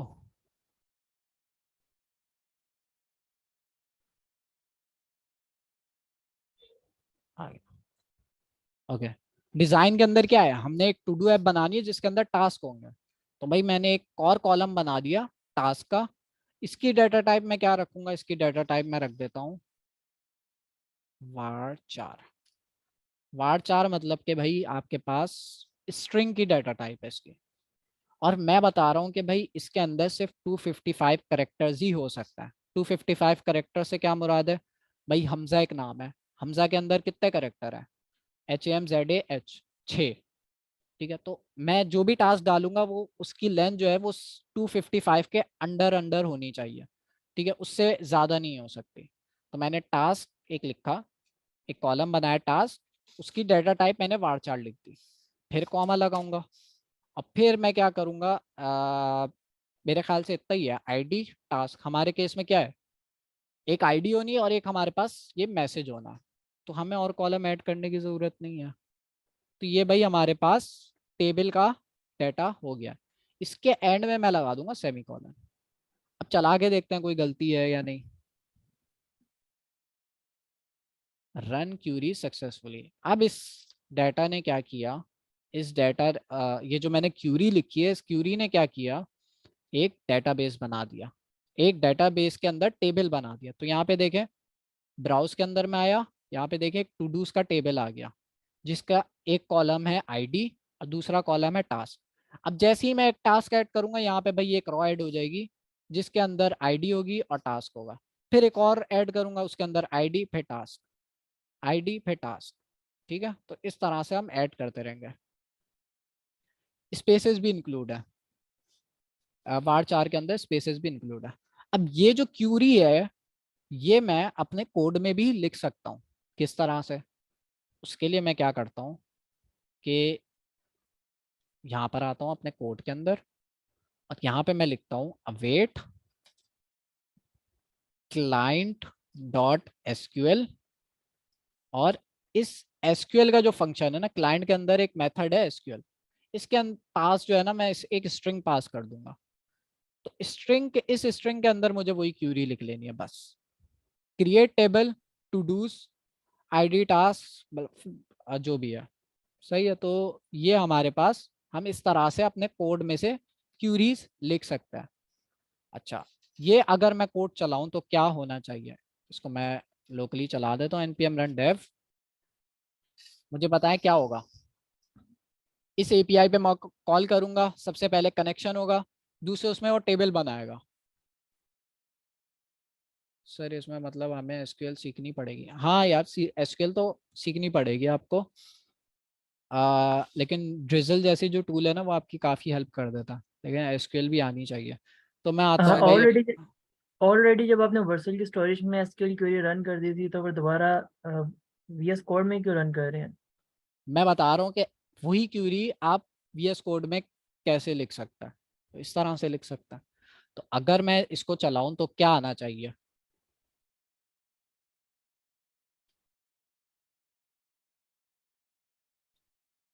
यार GraphQL अभी एक, अच्छा एरर आ गया, लिखा है समथिंग वेंट रॉन्ग, मतलब कैच चला है हमारा। कैच कब चलता है? जब कोई एरर होता है। तो एरर देखें क्या आ रहा है। एरर हमारे पास कह रहा है कि भाई आपके पास क्या लिखा है, relational todos already exist. तो टेबल मतलब पहले का बना हुआ है, ठीक है। हाँ, मैंने पहले से टेबल बना चुका हूँ, मैं दोबारा बना रहा हूँ तो वो अलाउ ही नहीं करेगा। तो इसके अंदर हमारे पास एक और आसानी ये है कि भाई यहाँ पे मैं लिख सकता हूँ इफ एग्जिस्ट। अब ये क्यूरी सिर्फ तभी चलेगी, अच्छा, एक नेम के एक से ज्यादा टेबल नहीं बना सकते? एक से ज्यादा टेबल एक नाम के नहीं बना सकता। टू डूज का मैंने पहले बना ठीक दिया है। था वहां पे। अब मैं यहाँ पे जो है मैं दोबारा बनाने की कोशिश कर रहा हूँ तो नहीं बनाएगा। तो तो टू अच्छी डूज वन क्यूरी क्या करेंगे तो होती है, बन जाएगा। हाँ फिर बन जाएगा। अब अच्छी प्रैक्टिस क्या होती है कि मैं जो है इस तरह की क्यूरी लिखूं। मैंने क्या लिखा, create table if exist, if not exist होगा, if not exist, not exist. इसका मतलब क्या है, इंग्लिश लिखी हुई है, साफ पता चल रहा है कि भाई अगर टेबल नहीं एग्जिस्ट करता डेटाबेस के अंदर टू डूज नाम का, तो भाई ये चला दो। सिंपल ये लिखा हुआ है। तो ये आपके पास कोड है, इसको मैं बंद कर देता हूँ, इसको छोटा कर देता है। और अब बताएं क्या आएगा। समथिंग वेंट रॉन्ग, क्यों? क्योंकि भाई हमने कुछ रिटर्न ही नहीं कराया। अच्छा यहाँ पे देखते हैं क्या है। कहाँ गया? अच्छा मैंने गलत लिख दिया ये, इफ नॉट एग्जिस्ट मिला के लिखेंगे क्या? नहीं, कोई बात नहीं भाई, गूगल कर लेते हैं। If not exist in SQL, simple भाई, मैं कहीं पे भी फंसो तो यहाँ गूगल से आराम से आपको मिल जाएगा। एग्जिस्ट का मैंने शायद एस ज़्यादा लगा दिया। अब चला के देखता है। अब क्या एरर आ रहा है, नियर एग्जिस्ट। ओके, देख लेते हैं यार, ऐसी मिलती जुलता ही नाम है इसका। कोई चीज मिला के लिखनी होती क्या? Server exist, not exist. ये जो है मैं गूगल से देख रहा हूँ। और जो है फ्रॉम टेबल, यार एक काम करता है ना, चैट जीपीटी से पूछ लेता। यहाँ पे मैं आया और सर सिंपल इससे बोलते एग्जिस्ट हैं की स्पेलिंग देख लें। क्या गलत लिख दी, एग्जिस्ट एस, देख लेता है। यहाँ पर आना है करेक्ट दिस एसक्यूएल क्यूरी।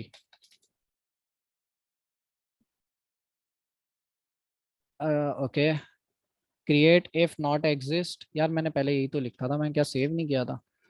देखते हैं, चला के वापस। ओ, आ गया।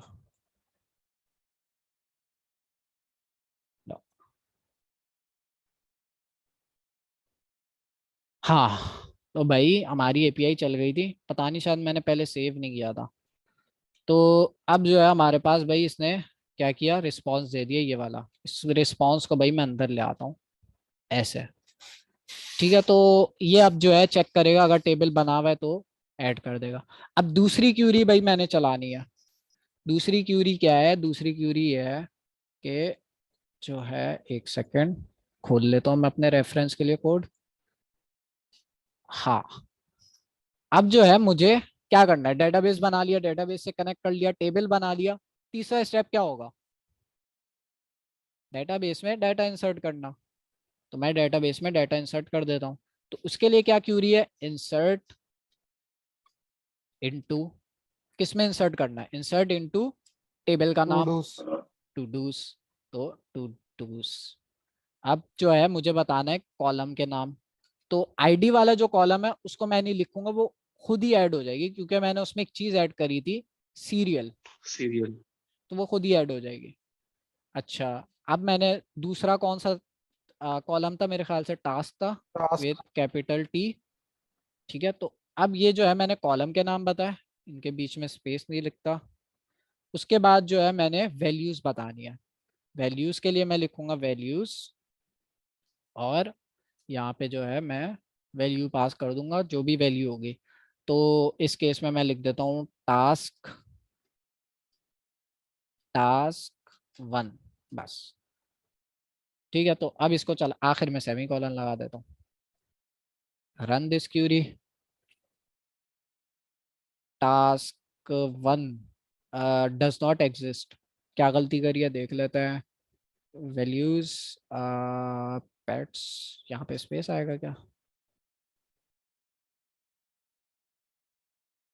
Task 1 does not exist, insert into todos task.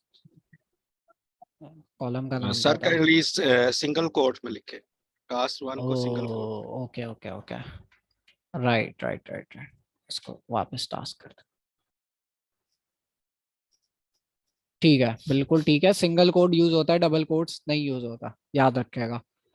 Okay, तो अब मैंने क्या किया, डाटा इंसर्ट कर दिया। अब वापस आते हैं टू डूज के टेबल में। ये भैया वहाँ पहला डाटा इंसर्ट हो गया। अब यही डाटा हम जो है इंसर्ट कैसे करेंगे, एपीआई की हेल्प से करेंगे। तो मैं क्या करता हूँ, मैं एक अदद फंक्शन बनाता हूँ, इसकी मैं एपीआई बना लेता हूँ सिंपल। एपीआई क्या होगी, एक्सपोर्ट, एक और फंक्शन होगा एसिंक्रोनस, और इसका नाम मैं क्या रखूंगा, पोस्ट। क्यों पोस्ट रखा भाई? क्योंकि हमने क्रिएट करना है। डेटाबेस में सेव करने के लिए। जब भी हम कोई भी चीज क्रिएट करते हैं तब हम यूज करते हैं पोस्ट का मेथड। तो हमें पोस्ट का मेथड अगर बनाना है तो हम सिर्फ फंक्शन का नाम पोस्ट लिख देंगे, वो खुद ही पोस्ट का मेथड बन जाएगा। जब भी हम एपीआई कॉल करते हैं तो पोस्ट का मेथड कॉल करेंगे अगर मुझे डाटा क्रिएट करना है। अब मैं क्या लिखूंगा, सबसे पहली चीज भाई मैं लिख लेता हूँ कॉन्स्ट रिक्वेस्ट डाटा, क्या लिखूँ नाम, रिक लिख देता हूँ। उसके अलावा जो है रिक्वेस्ट डॉट जेसन, इस तरह से भाई मुझे डाटा मिल जाएगा। अब वेट भी लगा देता है। तो जो भी मेरे पास रिक्वेस्ट के अंदर डाटा आएगा, जो कि अभी हम पास करके देखेंगे, वो मेरे पास इस वेरिएबल के अंदर रिसीव हो जाएगा। फिर मैंने क्या लिखनी है, एक ट्राई कैच लगा देता। ठीक है, और इस ट्राई कैच के अंदर मैं एक इफ की कंडीशन लगाऊंगा, इफ रिक डॉट रिक के अंदर वो जो है टास्क पास करेगा। अगर वो टास्क नहीं पास करता तो क्या करेंगे हम भाई, उसे एरर दे देंगे। तो हम चेक कर रहे हैं कि भाई रिक्वेस्ट के अंदर टास्क उसने पास किया है, तो ये कोड चलाओ जो भी हम लिखेंगे। अगर उसने टास्क नहीं पास किया तो भाई उसको हमने एक एरर भेज देना है, जिसको मैं कहूंगा थ्रो न्यू एरर। और यहाँ पे मैं एरर मैसेज पास कर दूंगा, task is required, task field is required. तो ये मैंने भाई थ्रो कर दिया। थ्रो करने से क्या होता है, जो भी चीज़ हम थ्रो करते हैं वो एरर के अंदर हमें मिलती है। तो यहाँ पे जो भी हमें मिल रहा है तो उसको भाई मैं सिंपल रिटर्न करा देता हूँ। और यहाँ पे भाई नेक्स्ट रिस्पॉन्स डॉट जेसन, और इसके अंदर क्या चीज़ होगी, एक अदद मैसेज मैं दे दूंगा उसे, मैसेज। और मैसेज क्या है, एरर डॉट मैसेज। ठीक है, यहाँ पे टाइप का एरर आएगा। इसको रिजॉल्व करने के लिए मैं यहाँ पे लिखता हूँ एस मैसेज स्ट्रिंग। ठीक है, तो अब ये एरर चला गया, क्योंकि ना ये एरर की जो टाइप है ना वो अननोन है।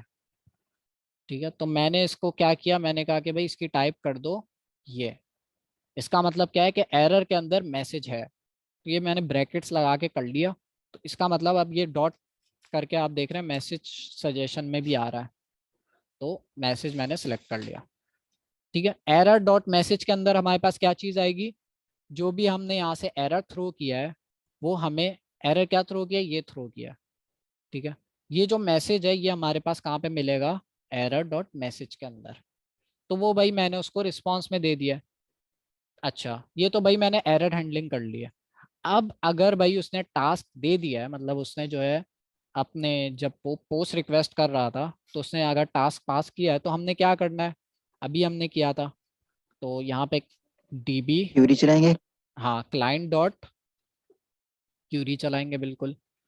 अच्छा, यहाँ पे भाई मैंने कनेक्शन नहीं बनाया तो इसको यहाँ से उठाता है और यहाँ पे सर जब ये लिखता है। इधर वर्सल की वेबसाइट पे चला रहे हैं तो इधर भी चलाना लाजमी है।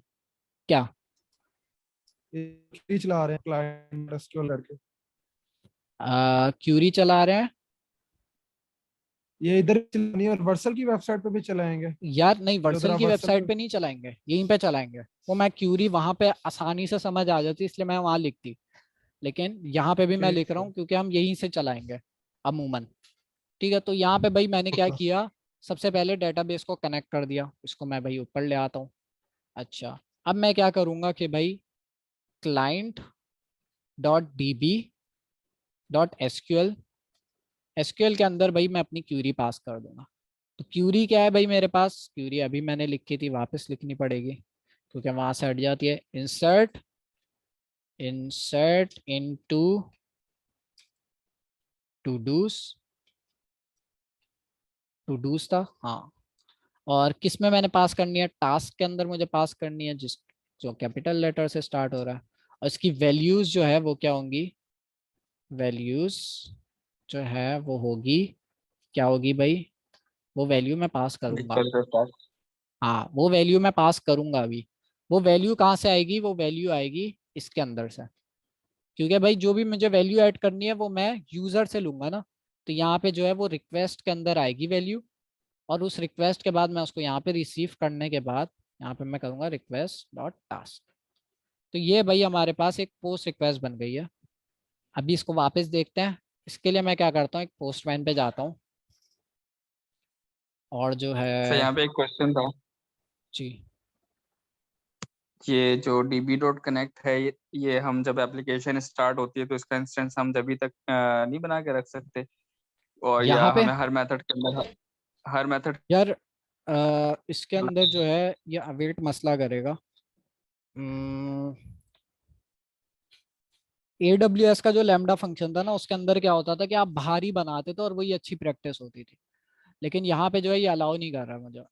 अगर मैं वेट भी तो हटा दूँ, हमें हर हर मेथड के अंदर इसको हमें करना पड़ेगा सर, ये सही है? हाँ यार देखो बैकग्राउंड में इन्होंने शायद ऑप्टिमाइज किया हुआ इन्होंने कि भाई अगर db डॉट कनेक्ट जो है वो अगर इन्होंने कैश कर लें तो उससे क्या होगा कि आपके पास जो है ये इतना फ्रिक्वेंटली नहीं रन होगा। लेकिन हमारे पास जो है मेरे ख्याल से होगा इसका भी ऑप्शन कि आप जो है यहाँ पे जो है आप डिफाइन कर देते हैं। AWS में क्या होता था कि आप AWS का भी फंक्शन इसी तरह से काम करता था, लेकिन उसमें जो इंस्टेंसेस होते थे ना वो होते थे AWS की पैकेजेस होते थे, तो वो आप बाहर ही लिखते सही। थे इस तरह से। तो बाहर जब लिखते थे ना उससे फायदा ये होता था कि बेशक मैं एक ही फंक्शन लिख रहा हूँ, जब मैं उसको बाहर लिख देता हूँ ना तो इसका मतलब ये होता है कि मैं इस फंक्शन को अगर कॉल कर रहा हूँ मल्टीपल टाइम्स तो मेरा जो इंस्टेंस है वो एक ही दफा बनेगा। मेरे ख्याल से इन्होंने भी कुछ इस तरह से ऑप्टिमाइजेशन करी हुई होगी कि जो है मैंने एक दफ़ा यहाँ पे इंस्टेंस बना लिया, अब मैं इसको कॉल करूंगा तो वो क्या करेगा, कनेक्शन बना देगा।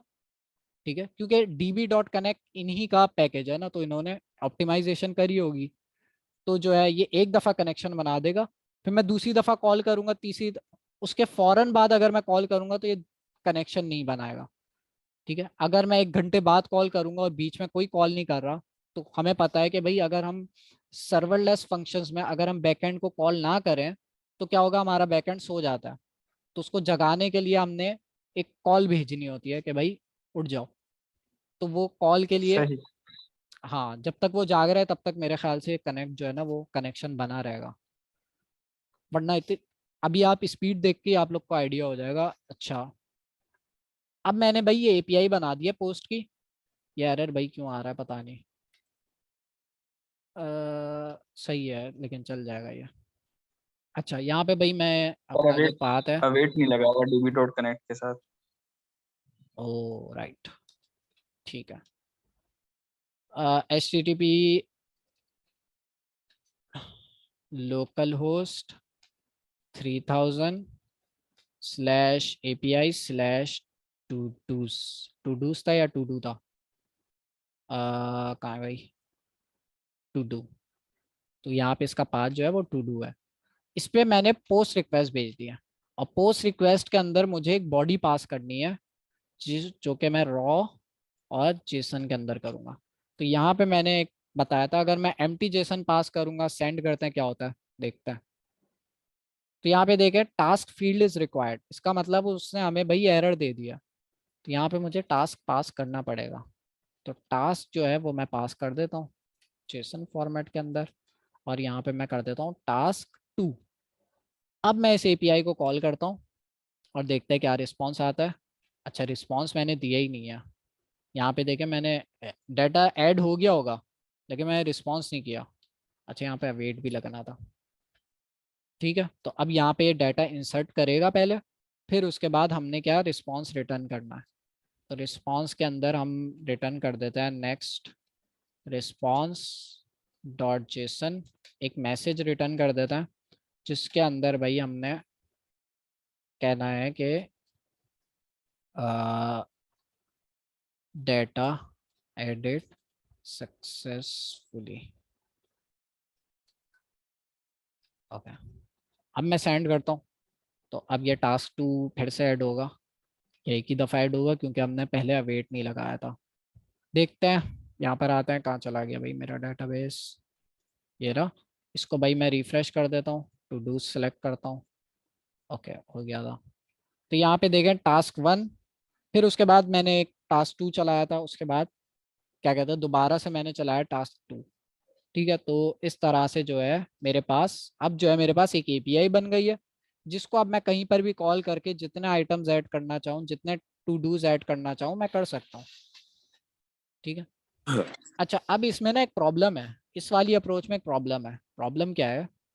पहले तो आपके पास ना क्यूरीज आ रही है कि आपने क्यूरीज लिखी, ठीक है। अच्छा, यहाँ पे ये कुछ ना कुछ रिस्पॉन्स भी कर रहा होगा, तो उस रिस्पॉन्स को जो है ना मैं एक वेरिएबल के अंदर स्टोर कर लेता हूँ, कॉन्स रेस इक्वल्स टू ये। अच्छा, रेस के अंदर देखते हैं क्या आ रहा है कंसोल करा के, क्योंकि जब मैं क्यूरी चलाऊंगा तो क्यूरी चलेगी, डेटाबेस कुछ ना कुछ रिस्पॉन्स करेगा। तो अब देखते हैं वो रिस्पॉन्स क्या करता है। तो इसको मैं चलाता हूँ और यहाँ से मैं वापस सेंड रिक्वेस्ट करता हूँ, फिर से टास्क 2 ऐड होता है, डाटा एडिट सक्सेसफुली, इसका मतलब डेटाबेस में ऐड हो गया और हमें ये रिस्पॉन्स मिला है। इस रिस्पॉन्स के अंदर हमारे काम की जो चीज़ है ना वो कहाँ पर है? वो है मेरे ख्याल से कहाँ गया, रोज, रोज के अंदर या फील्ड्स के सर अंदर, ये तो रोज खाली काउंट मिल खाली रहा लग रही होगा, है। रो रोज काउंट काउंट मिल रहा होगा, क्या चीज? रोज रोज काउंट मिल रहा है ना। हाँ, रोज काउंट भी मिल रहा है कि भाई इतनी रोज ऐड कर लिया, उसके बाद ये यहाँ पे हमें फील्ड्स नहीं दे रहा। उसके लिए मेरे ख्याल से कुछ एडिशनल हमने आगे लगाना होता है, रिटर्न शायद लिखना होता है। कहाँ है भाई हमारी एसक्यूएल की क्यूरी, ये रही टास्क। इसको अगर मैं इस तरह से लिखूं, नो नोप नोप नोप, पता नहीं कुछ लिखना होता है लेकिन हम देख लेंगे इसे। अच्छा, ये जो अब मसला क्या है इसमें, इसमें ना मसला ये है कि अगर हम ऊपर भी आए ना, अभी तो हमने भाई पोस्ट रिक्वेस्ट करके टू डूज जो है इंसर्ट करिए, अब मैं चाह रहा हूँ टू डूज गेट करना। तो उसके लिए मैं क्या लिखूंगा, एक और क्यूरी लिख लेता हूँ। उसके लिए मैं लिखूंगा select all from todos. तो यहाँ पर आता हूँ मैं, यहाँ पे मैंने कहा कि भाई ये वाली क्यूरी चेक करो, अगर टेबल नहीं है तो भाई ऐड कर लो, अगर है तो छोड़ दो। अब दूसरी क्यूरी मैं लिखूंगा await client dot SQL select select all direct from rows. From asterisk मतलब ऑल फ्रॉम टू डूज। तो ये क्या करेगा भाई, टू डूज के टेबल में से सारे आइटम्स उठा के ले आएगा और इस वेरिएबल के अंदर स्टोर कर लेगा। अब इस वेरिएबल को भाई मैं कंसोल कराता हूँ, CLG res। और इसको मैं बंद कर देता हूँ। अब इसको जो है मैं चलाता हूँ यहाँ पे। इस बार मैं गेट रिक्वेस्ट करूँगा क्योंकि अच्छा गेट रिक्वेस्ट पे मैंने जेसन के अंदर ये रिस्पॉन्स पास कर देता हूँ रिजल्ट, और यहाँ पे जो है क्या यहाँ पे मैं डेटा लिख देता हूँ उसका नाम। ठीक है, तो मैं क्या कर रहा हूँ, मैं गेट रिक्वेस्ट कर रहा हूँ। गेट रिक्वेस्ट मतलब मुझे डेटा जो है रिसीव डेटाबेस से निकालना है, तो गेट रिक्वेस्ट यूज होगी। गेट का मेथड मैंने सिलेक्ट किया, एपीआई कॉल करी, और ये चीज़ इग्नोर हो जाएगी। और इसके अंदर आप देखें मेरे पास क्या आ रहा है, डेटा आ रहा है, उसके अंदर रोज आ रही हैं, रोज के अंदर मेरे पास सारा जो भी डाटा था वो आ रहा है। अब जो है मुझे क्या करना है, मुझे जो है सिर्फ रोज चाहिए। तो अब मुझे क्या करना होगा, मैं यहाँ पर आऊँगा, रेस डॉट कहाँ पर है भाई, यहाँ पे आ भी रहा था सजेशन रोज। और अगर मुझे यहाँ पे भाई लूप चलाना है या कुछ और काम करना है या मुझे फिल्टर करना है, अगर मुझे कोई चीज़ फिल्टर करनी है या फाइंड करनी है, तो मैं फाइंड का मेथड लगाऊंगा। तो फाइंड के मेथड के अंदर क्या होगा कि जो है मैं कंडीशन लिखूंगा कि आइटम डॉट भाई आइटम डॉट टास्क, नहीं आइटम डॉट आईडी। तो यहाँ पे मैं लिखूंगा आइटम, यहाँ पे क्या है, आईडी इक्वल्स टू एरो नहीं लगाया मैंने, एरो फंक्शन का, item dot ID equals to 1। तो मैं क्या कर रहा हूँ यहाँ पे जो है मैं आइटम जो भी हमारे पास डाटा आ रहा है उसके अंदर से मैं वो आइटम फाइंड कर रहा हूँ जिसकी आईडी 1 है। तो यहाँ पे मैंने फाइंड का मेथड यूज किया, उसके अंदर कॉल बैक फंक्शन पास कर दिया। तो ये क्या करेगा, ये एरे के अंदर, ये हमारे पास एरे है ना, रोज के अंदर हमारे पास इतने सारे आइटम्स हैं, मुझे सिर्फ ये वाला चाहिए। तो मैंने क्या किया, यहाँ पर आया मैं, अब मैंने यहाँ पे फिल्टर कर लिया। तो अब जब मैं कंसोल करूँगा तो वापस सेंड रिक्वेस्ट करते हैं, तो यहाँ कंसोल के अंदर हमारे पास आ जाएगा, ये देखें सिर्फ वो वाला एलिमेंट आ गया जिसकी आईडी 1 है।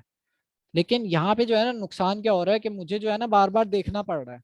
कहाँ से, मुझे पोस्टमैन से देखना पड़ रहा है कि भाई मैं जाऊँगा पहले डेटा के अंदर, डॉट डेटा डॉट रोज डॉट आईडी यहाँ पर मिलेगी मुझे। उसके अलावा अगर मुझे कोई चीज़ एक्सेस करनी है, dot fields dot table ID, इस तरह से मुझे देखकर कंसोल से देख देख के करना होगा।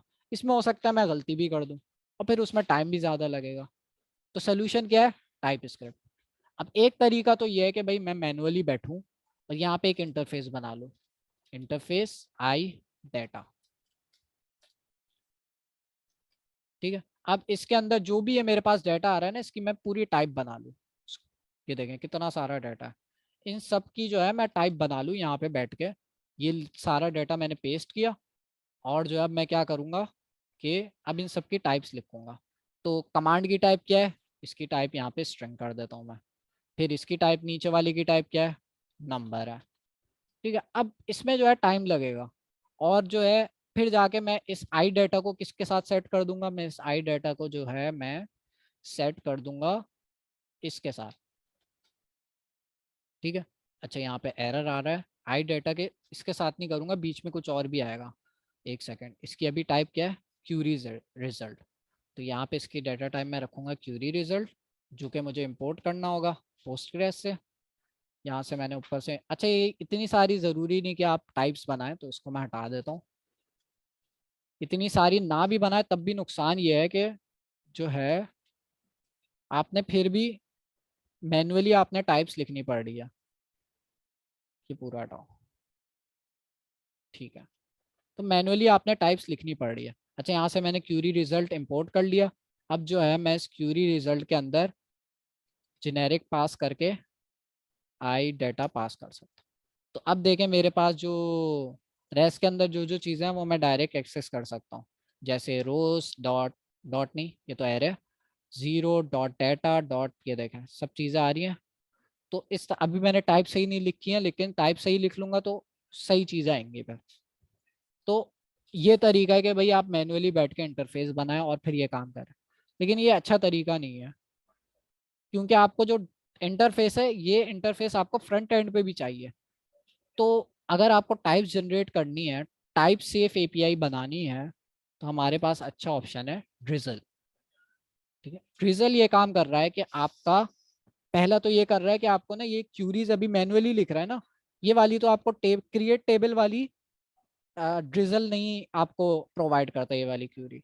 लेकिन अगर फर्ज कर ले मुझे इंसर्ट वाली क्यूरी लिखनी है, ये इंसर्ट वाली लिखनी है, और ये तो अभी बहुत छोटी सी है, अगर बहुत बड़ी क्यूरी हो तो मुझे मैन्युअली लिखनी पड़ेगी। ड्रिजल क्या करेगा, इसमें भी आपकी हेल्प करेगा, बोलेगा कि भाई ये मेथड है, आप इस मेथड को यूज करते हुए आराम से अपनी डाटा इंसर्ट करें। जावा स्क्रिप्ट लिखते हुए आप डाटा इंसर्ट करें आराम से, कोई प्रॉब्लम नहीं है। दूसरा ये कि भाई टाइप सेफ है।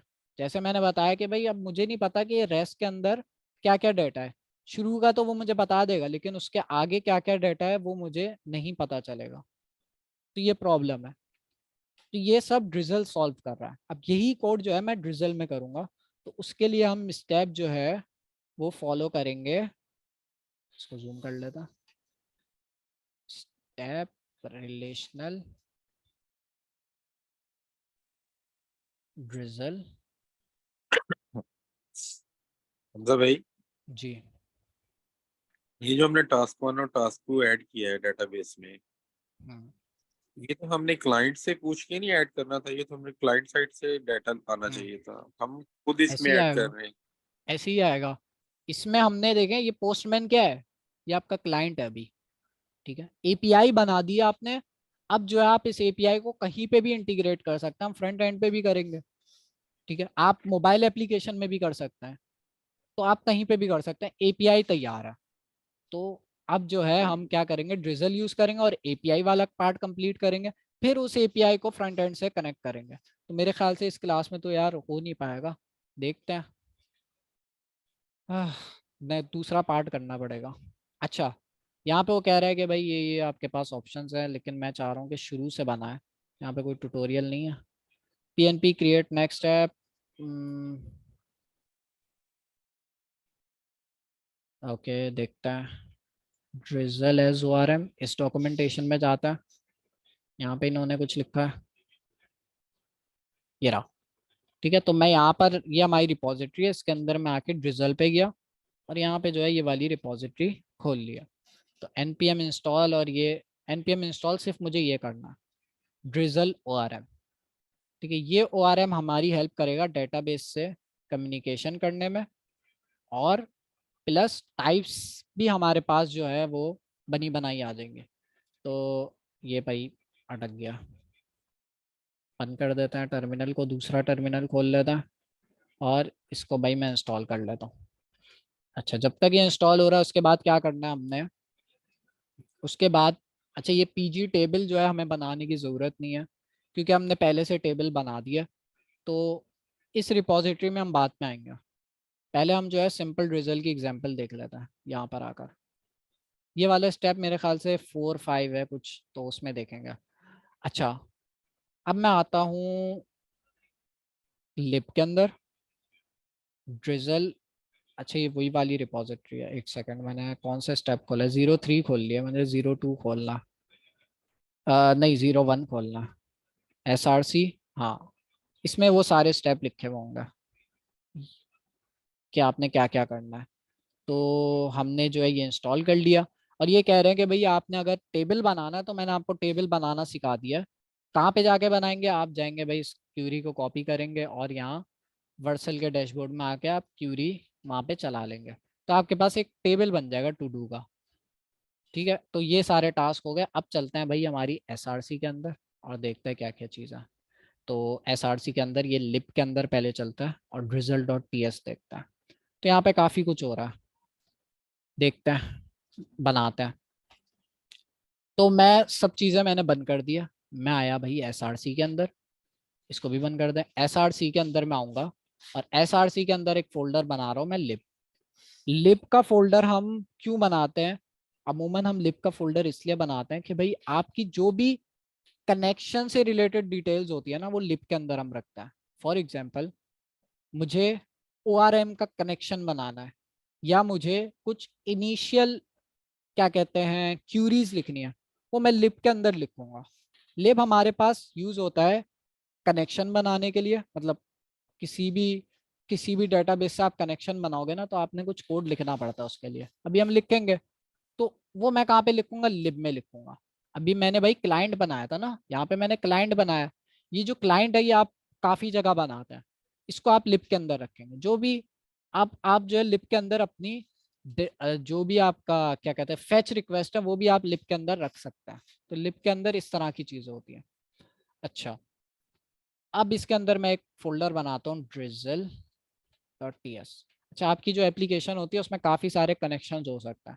अभी हमारे पास drizzle है, कल को आप बड़ी एप्लीकेशन बनाएंगे, आपके पास एक और फाइल होगी यहाँ पे contentful.ts, contentful की फाइल होगी वो। उसके बाद अगर ऑथेंटिकेशन का कुछ आपने सर्विस यूज कर रहे हैं तो उसके लिए भी एक और फाइल होगी यहाँ पे। इस तरह की फाइल्स रखने के लिए हम ये लिब का फोल्डर बनाते हैं। तो ये भाई drizzle.ts मैंने बना दिए। इसके अंदर जो है सबसे पहली चीज मुझे क्या करनी है, मैं जो है नेसेसरी चीजें इंपोर्ट कर लेता हूँ। तो यहाँ पर मैं आता हूँ, ये चीजें भाई मैंने इंपोर्ट कर ली, ये आपको रिपोजिटरी से मिल जाएंगी। drizzle ORM के अंदर PG कोर है, उसके अंदर से मैंने ये चीजें इंपोर्ट कर ली। अब ये चीजें क्या है, आपको देख के शायद थोड़ा सा अंदाजा हो रहा हो कि ये जो है ये आपके पास टाइप्स है। जो आप क्यूरीज लिख रहे थे ना, वहां पे हमने एक var4 वाली टाइप यूज करी थी, ये यहाँ पर है, ठीक है। इसी तरह से टेक्स्ट की एक टाइप है, सीरियल भी हमने यूज किया था, ये भी यहाँ पर है। तो जो भी इस तरह की चीजें होती है ना टाइप से रिलेटेड, वो सब आप इंपोर्ट कर सकते हैं। कहाँ से, drizzle ORM PG कोर के अंदर से, ठीक है। तो यहाँ पे ये सारी टाइप्स हैं, अब इसको हम यूज करेंगे। सेकेंड स्टेप मुझे क्या करना है, मुझे इंपोर्ट करना है drizzle को, और drizzle के अंदर से मुझे ये चीज निकाल लिया, ठीक है। मैंने इंपोर्ट किया drizzle ORM / Vercel Postgres। drizzle ने क्या किया, Vercel Postgres के लिए अपना एक अलग drizzle का उन्होंने मेथड दे दिया। तो इसमें जो है हमें और आसानी होगी। अच्छा, अभी बाकी चीज़ें जो है मैं इसमें क्या क्या इंपोर्ट करूँ, चलें बाकी चीज़ें अभी नहीं करता, अभी डायरेक्ट हम चलते हैं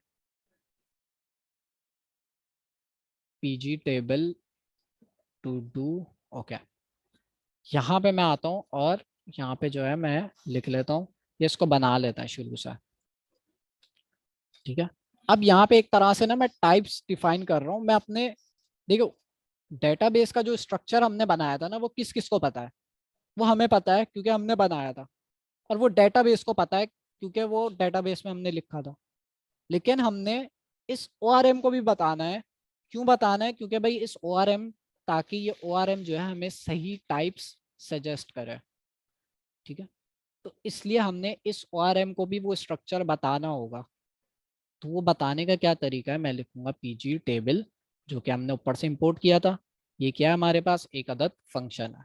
इस फंक्शन के अंदर दो पैरामीटर होते हैं, एक होता है टेबल का नाम, जो हमारे केस में एक था टू डूस, और दूसरे पैरामीटर के अंदर मैं ऑब्जेक्ट पास करता हूँ।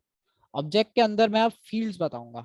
हमारे पास जो फील्ड्स हैं वो है ID, जिसके अंदर भाई हमने सीरियल सेट करा था, तो सीरियल मैं सेट कर भाई देता सवाल है, जी।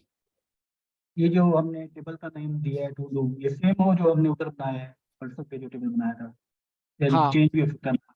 नहीं नहीं, वही बनाएंगे, वही बनाएंगे, क्योंकि हमने टेबल बना दिया है।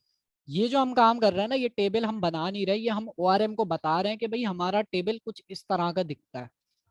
ORM को तो नहीं पता ना, ORM को हम जी बता रहे हैं, अभी बताएंगे, ठीक है। अच्छा, सीरियल कर दिया हमने। एक और चीज़ है हमारे पास प्राइमरी की। अब ये प्राइमरी की क्या चीज़ है, प्राइमरी की ये बता रही है कि आपके टेबल के अंदर जो आपकी जो रॉ है, जो आपका जो आपका डाटा है, उसके अंदर एक प्राइमरी की होती है। जैसे हमारे पास डाटा है, इसके अंदर एक प्राइमरी की होती है लाजमी। ये हमारे पास 3 डाटा है, 1 2 3, इसमें से प्राइमरी की कौन सी है, ये हमारी ID है। इसी तरह से अगर आप आपका आपके केस में अगर हम देखें तो आपकी ID क्या हो सकती है, आपकी ID हो सकती है आपका रोल नंबर, ठीक है। वो रोल नंबर आप ID के तौर पे आप यहाँ पे यूज कर सकते हैं, क्योंकि वो यूनिक होगा। प्राइमरी की हमेशा यूनिक होगी, और जब भी हमें डाटा फैच करना होता है, फॉर एग्जांपल मैं चाह रहा हूँ कि सिर्फ मुझे ये वाला डाटा फैच करना है, तो मैं किस तरह से फैच करूंगा, मैं इसकी प्राइमरी की से फैच करूंगा, मैं इसकी ID से फैच करूंगा। हर टेबल के अंदर एक ही प्राइमरी की होती है, तो ये हमारे पास ID ही होती है अमूमन। आपकी जो प्राइमरी की होती है वो ID होती है।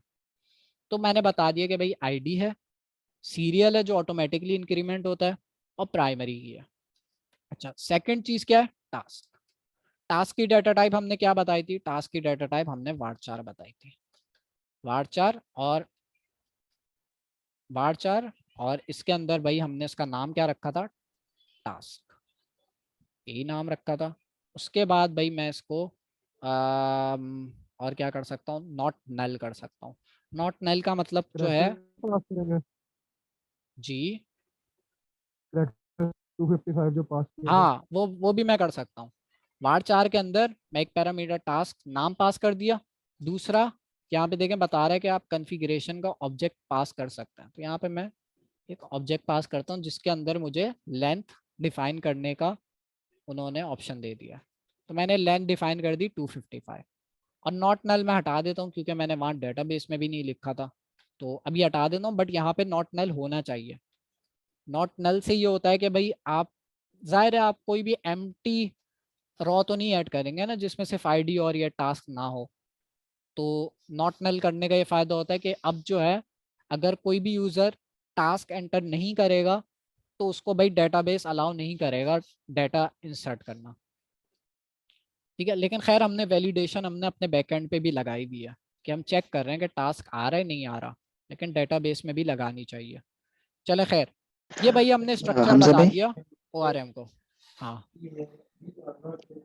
हमजा भाई ये प्राइमरी की हमने तो उधर यूज नहीं की थी ना, आपने जब डाटा उधर बनाया या था प्राइमरी की उसने डेटाबेस। खुद ही बना ली होगी। प्राइमरी की उसने खुद ही बना ली होगी क्योंकि प्राइमरी की होती है, अगर आप नहीं बताएंगे तो वो आईडी को ही लेके प्राइमरी की बना लेगा। ठीक है, तो ओके, तो ये भाई हमारे पास हमने ORM को बता दिया। हमारा टेबल कुछ इस तरह का दिखता है। अब जो है मुझे इसकी टाइप्स बनानी है। टाइप्स बनाऊंगा इसलिए क्योंकि जो है ये जो टाइप्स है ना ये मैं यूज करूंगा आगे चल के, दिखाऊंगा कहाँ पे। अब मैं एक दफा यहाँ पे मैं लिख देता हूँ टाइप, और इसका नाम मैं रख देता हूँ टू डू, और इन्फर मॉडल। अच्छा, अब वो मुझे और इंपोर्ट करना पड़ेगा।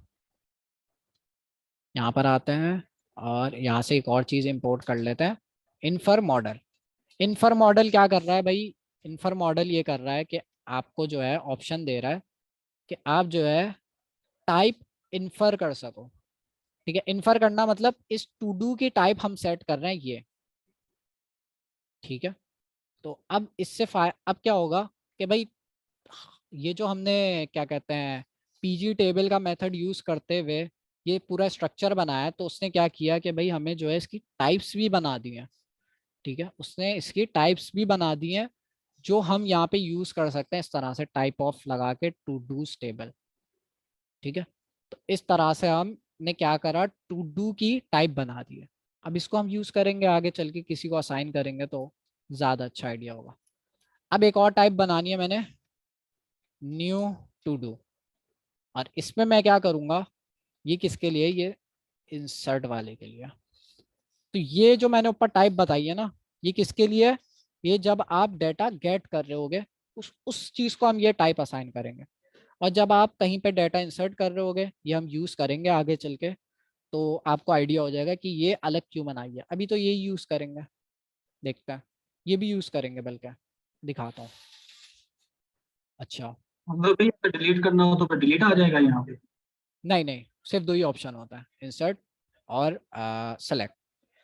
क्योंकि डिलीट ठीक के ऑप्शन में भी वो इंसर्ट वाली चीज़ ही रिटर्न कर रहा होता है। आपका जो वर्सल का डेटाबेस है ना, अभी हमने जब अभी करते हैं फिर देखते हैं। अच्छा, ठीक ये है। चीज़ें हो गई। उसके बाद जो है मुझे ये चीज़ें मैंने कर दी हैं। अब मुझे जो है डेटाबेस को एक्सपोर्ट करना है और उसके अंदर मुझे एसक्यूएल डाल देना। अच्छा, ये एसक्यूएल कहाँ से आ रहा है?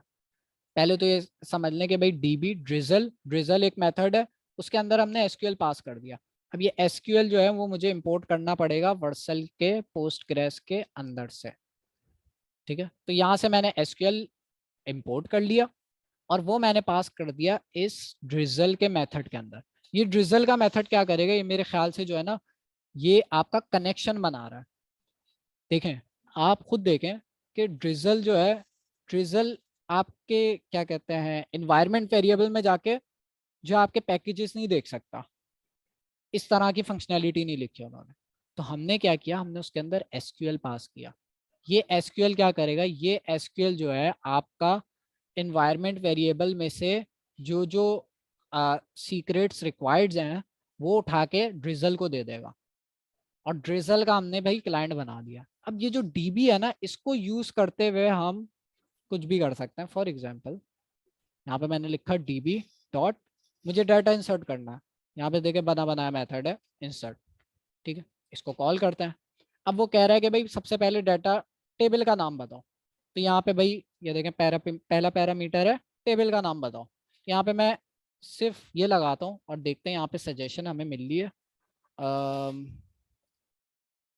किस तरह से ऐड होगा, मेरे ख्याल से ऑब्जेक्ट ऐड होगा। नो, टू डू, देखता है रिपोजिटरी से देखता है। कुछ ऐसे ही होगा यार, डॉट वैल्यूज। अच्छा वैल्यूज यहाँ से देंगे तो यहाँ पे क्या आएगा, नोप, यहाँ पे ये कह रहा है कि one argument but got zero insert. Table का हाँ हाँ हाँ, सॉरी सॉरी सॉरी, यहाँ पे हम ये पास करेंगे ये। हाँ, तो हमने कहा कि भाई ये वाला टेबल जो हमने एक स्ट्रक्चर बता दिया ना ORM को कि भाई ये टेबल है, उसके अंदर जो जो चीज़ें रिक्वायर्ड थी ORM को हमने बता दिया कि भाई हमारे डेटाबेस में ऐसा टेबल है जिसका नाम टू डूज है। अब ORM को पता है, ORM ने कहा कि भाई ये वेरिएबल है उस टेबल का, आपको जहाँ यूज़ करना है आप करो। तो वहाँ मैंने भाई ये टेबल इसके अंदर पास कर दिया। अब मुझे वैल्यूज़ बतानी है। अब वैल्यूज़ के लिए यहाँ पे मैं क्या करूँगा, एक ऑब्जेक्ट पास करूँगा। अब यहाँ पे देखें मुझे वैल्यूज़ खुद ही बता रहा, सजेशन दे रहा है कि भाई आप जो है वैल्यूज जो है यहाँ से इंसर्ट कर सकते हैं। अगर मैं गलत डेटा टाइप असाइन करता हूँ 1 2 3 कर रहा हूँ तो एरर आ रहा है, मुझे स्ट्रिंग ही करना होगा, ठीक है।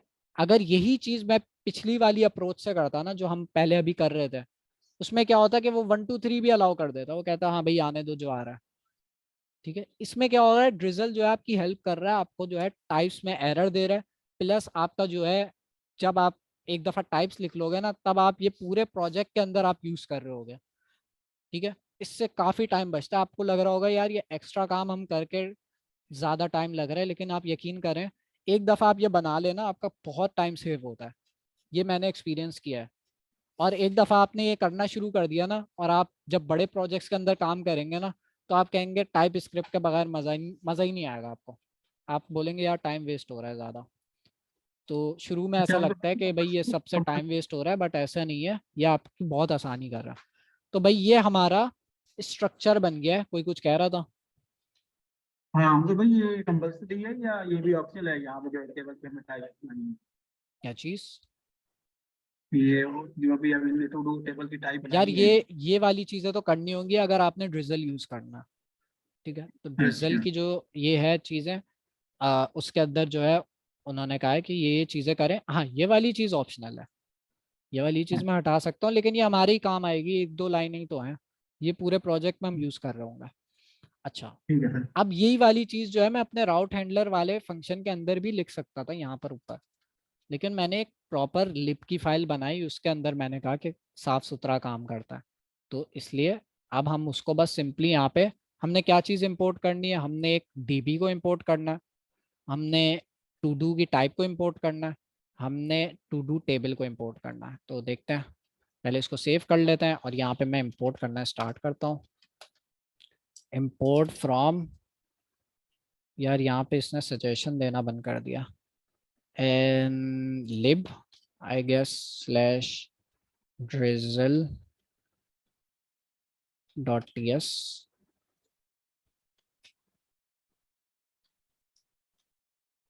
drizzle डॉट ts नहीं लिखता है। तो भाई ये क्या करेगा, ये हमने शुरू में ही वो सेट किया था, क्या कहते हैं इसको, एलियस कहता है ना। तो अब ये क्या करेगा, इसको हम लगाएंगे तो ये क्या करेगा, हमारा पाथ जो है src के अंदर से स्टार्ट करेगा। तो हमने जब ये चीज़ लगाई तो वो डायरेक्ट src पे पहुंचा। फिर हमने कहा src के अंदर लिप के अंदर जाओ, तो हमने लिखा स्लैश लिप, तो अब लिप के अंदर आ गया। अब लिप के बाद हमने कहा ड्रिजल वाली फाइल ले आओ, तो आ गई। अब मैं आता हूँ यहाँ पे भाई क्या क्या चीज़ें इंपोर्ट करनी है। एक तो todo, new todo, DB, todo table. अच्छा ये डीबी यहाँ से हटा देता हूँ क्योंकि अब हम नहीं यूज करेंगे ये वाला डीबी। ओके, और ये कनेक्ट भी हटा देता हूँ, बल्कि ये तो पूरा रिफैक्टर करते रहेंगे ना अभी हम। तो पहले हमने क्या करना है, अभी हमने सिर्फ डाटा फेच करना सीखना है ड्रिजल की हेल्प से। तो मैं क्या करूँगा, यहाँ पर आऊँगा और क्या कहते हैं, इसको हटा देता हूँ। अगर आप चाह रहे हैं कि भाई एसक्यूएल भी आप लिखें तो आप क्या करें, आप यहाँ पर आए, सिंपली यहाँ पे इंपोर्ट कर लें एसक्यूएल फ्रॉम वर्सल पोस्टग्रेस। तो अब आप ये वाला एसक्यूएल यहाँ पे लिख सकते हैं, इस बार आपको क्लाइंट लिखने की ज़रूरत है। तो ये वाली चीज़ तो ऐसी की ऐसी लिखी रहने देते हैं हम कि भाई टेबल नहीं बना हुआ तो बना दो, ठीक है। उसके बाद भाई मुझे क्या करना है, मुझे डाटा फैच करना है ड्रिजल यूज़ करते हुए। तो मैं आता हूँ यहाँ पे, लिखता हूँ db डॉट क्या चीज़ होगी इसके अंदर, सेलेक्ट का फंक्शन मैंने कॉल किया। उसके बाद डॉट फ्रॉम कि भाई सेलेक्ट कर लो, वो कह रहा है कि भाई डाटा निकाल लो। अब हम बता रहे हैं फ्रॉम मतलब कौन से टेबल से निकालना है। तो हमने कहा टू डू का टेबल है जो हमने ऊपर से इंपोर्ट किया, ठीक है। ड्रिजल के अंदर हमने बनाया था ना, वो हमने इंपोर्ट कर लिया यहाँ पे और इसको पास कर लिया। तो अब ये जो है कहेगा कि भाई डीबी से टू डूज के टेबल में से सारा डाटा निकाल लेगा। अच्छा निकाल लेगा, और हम कह रहे हैं कि भाई अच्छा इसमें रिटर्न का नहीं होता, सही है। अब मैं इसके साथ अवेट लगा देता हूँ और रेस्ट के वेरिएबल के अंदर मैं स्टोर कर लेता हूँ। अच्छा जी, अब ये सारी चीज़ें करने की ज़रूरत नहीं है। अब मैं दिखाता हूँ हेल्प क्या होगी आपकी। पहले वो चीज़ लिखी रहने देता है, पहले हम इस तरह से कर रहे थे और हमें टाइप्स नहीं पता आती बिल्कुल भी। अब अगर मैं यही चीज़ कोशिश करूँ और देखते हैं क्या होता है, रेस डॉट यहाँ पे क्या हो रहा है भाई, एक सेकेंड, नप नप नप, यहाँ पे मुझे और क्या लिखना है, देखता है रिपोजिटरी से देखता है। एग्जीक्यूट का मेथड नहीं है इसके? हाँ एग्जीक्यूट नहीं, एग्जीक्यूट तो सॉरी उसमें होता है, एक होता है रिटर्न का कुछ होता है वो। अच्छा इसमें नहीं लगाना मुझे, एक सेकंड सॉरी, डॉट एग्जीक्यूट, हाँ ये रहा ये रहा ये रहा ये रहा, यही है। वो जो रिटर्न का था वो मेरे ख्याल से किसी और चीज़ में था, कहाँ पे था पता नहीं। अच्छा खैर CLG इसके अंदर जो है मैं रेस डॉट, यहाँ पे टाइप्स क्यों नहीं आ रही, देखते हैं भाई मैं कुछ गलती कर रहा हूँ तो कोई मसले की बात नहीं है। हमारे पास सर्जिया की रिपोजिटरी है तो यहाँ से देख लेता, route.ts, और इसके अंदर अच्छा यहाँ पे इंसर्ट का काम हुआ है, गेट का काम नहीं हुआ तो हमें खुद ही करना पड़ेगा। लेट्स सी console.log में रेस्ट के अंदर क्या आता है, कुछ आता है या नहीं आता वो देखता है। तो इस वापस में जी एग्जीक्यूट की जगह पे रिटर्निंग लिखा हुआ है सर्जिया ने। रिटर्न नहीं, वो उसके साथ है, पोस्ट रिक्वेस्ट के साथ है, यहाँ पे अलाउ नहीं कर रहा। सही सही। ओके तो गेट रिक्वेस्ट करनी है हमने सेम API पे, सेंड करते हैं, सर्वर चल गया होगा हमारा।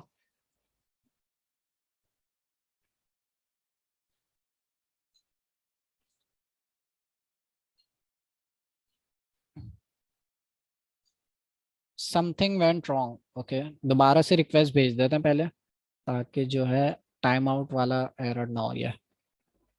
ओके अब देखते हैं कंसोल के अंदर आके क्या एरर आ रहा है।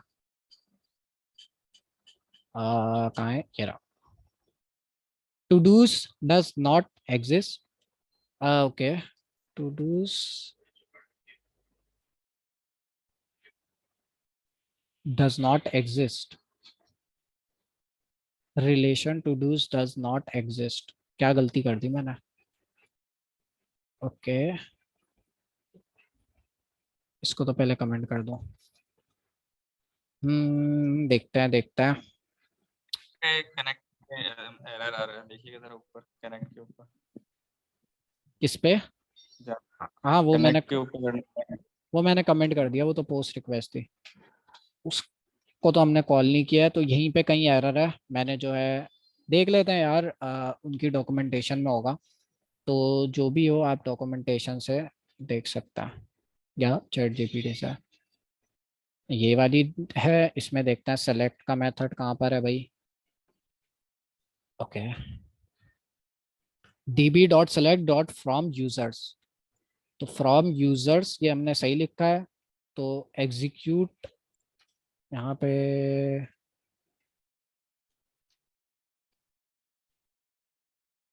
एग्जीक्यूट लगाने की जरूरत नहीं आई गेस। और वो कह रहा है कि भाई डीबी के अंदर चलते हैं पहले और यहाँ पे देखते हैं टू डूज हमारे पास है, तो यही स्पेलिंग है।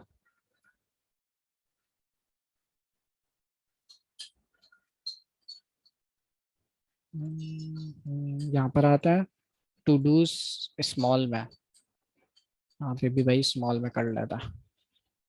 अब चलाता है सेंड। अब क्या एरर आ रहा है,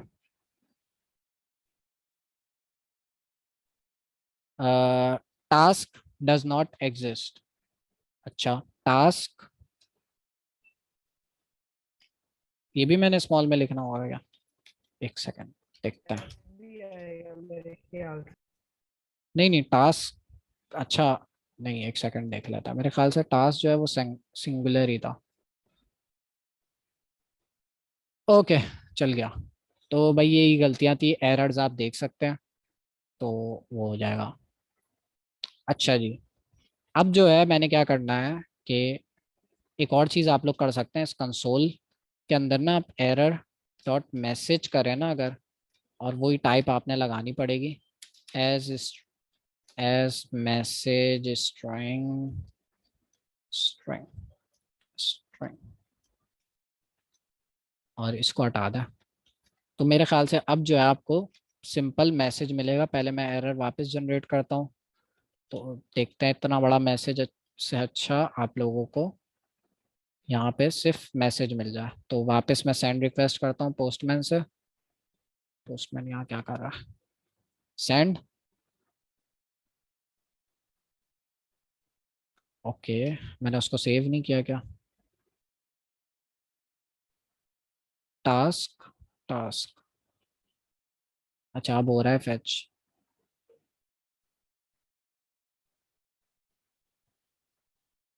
हाँ, अब एरर आ रहा है।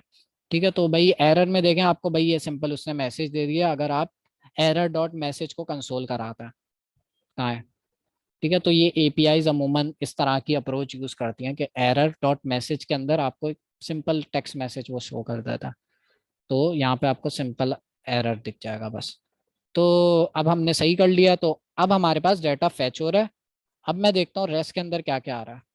रेस्ट के अंदर वो हमें एक एरर एरे रिटर्न कर रहा है, जिसके अंदर अगर मैं जीरो इंडेक्स के अंदर जाऊं और यहाँ पे भाई जीरो इंडेक्स के अंदर जाता हूँ और यहाँ पे जो है डॉट लगा के मैं आईडी एक्सेस कर सकता हूँ, टास्क एक्सेस कर सकता हूँ, और बाद में जाके आपके पास तो और भी प्रॉपर्टीज होंगी, मतलब नेस्टेड प्रॉपर्टीज हो सकता है। यहाँ पे भाई टास्क के अलावा जो है इसकी और भी इंफॉर्मेशन हो सकती है, ऑथर और डॉट ऑथर का नेम। तो ये सारी टाइप्स वो खुद ही जनरेट कर देगा, आपने बस उसको स्ट्रक्चर बताना है वन टाइम बस। तो ये है हमारे पास ड्रिजल का एक फायदा। दो फायदे आपके हो गए बल्कि, कि भाई आपको अब एसक्यूएल की क्यूरीज नहीं लिखनी, आप बस डीबी डॉट सेलेक्ट करके ये फ्रॉम व्रॉम करके आप आराम से कर लेंगे। दूसरा फायदा, इसने टाइप्स दे दिया आपको। तीसरा फायदा वो ये, दूसरा फायदा ये, लेकिन जो टाइप्स इसने दिए ना वही टाइप्स आप फ्रंट एंड पे भी यूज कर सकते हैं और कहीं पे भी यूज कर सकते हैं। ठीक है, ये है आपके पास एडवांटेज। जैसे फॉर एग्जांपल यहाँ पे भाई हमने एक टाइप इंपोर्ट करी थी टू डू, और ये एरे होगा मेरे ख्याल से, हाँ। तो अब देखें इसकी टाइप जो हमने बना दी ना, ये जो टू डू जो ऑटोमेटिकली बन गई, जो मैंने यहाँ पे ड्रिजल के अंदर बनाई थी ये वाली, इसके अंदर क्या था भाई, मैंने टू डू टेबल पास किया था, उसने खुद ही भाई टाइप बना दी। तो ये टाइप मैं आप किसी भी वेरिएबल के साथ यूज कर सकता हूँ। तो बैक एंड के अंदर तो इसने भाई खुद ही से इन्फर कर दिया, लेकिन फ्रंट एंड के अंदर वो इन्फर नहीं करेगा, हमने इसको टाइप देनी पड़ेगी। इसी तरह से भाई इसके इस केस में भी देख लेते हैं क्या हो सकती है तब्दीली।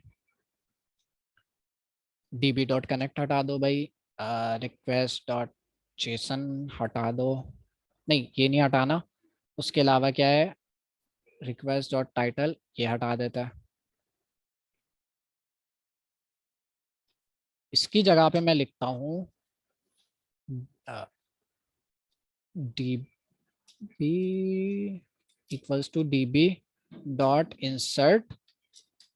इंसर्ट के अंदर ये मुझे बता देगा, पहले तो वो पूछ रहा है टेबल नेम बताओ भाई, तो टेबल नेम बता देते हैं टू डू टेबल जो हमने ऊपर से इंपोर्ट किया था, ठीक है, जो हमने हमारे पास लिब के अंदर से आ रहा है। उसके बाद मैं इसको कह दूंगा कि भाई उसकी वैल्यूज जो है वो होंगी हमारे पास, क्या होंगी, उसकी वैल्यू है टास्क की वैल्यू हम दे देते हैं जो क्या है रिक डॉट टास्क।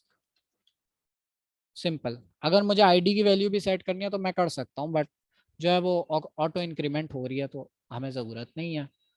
तो अब जो है रेस्ट के अंदर जो है मुझे क्या क्या डाटा मिल रहा है, रेस्ट डॉट, अच्छा इसको रेस्ट वाले केस में मुझे एग्जीक्यूट भी कराना है, इसे इंसर्ट कराने के बाद इसको एग्जीक्यूट कराना है।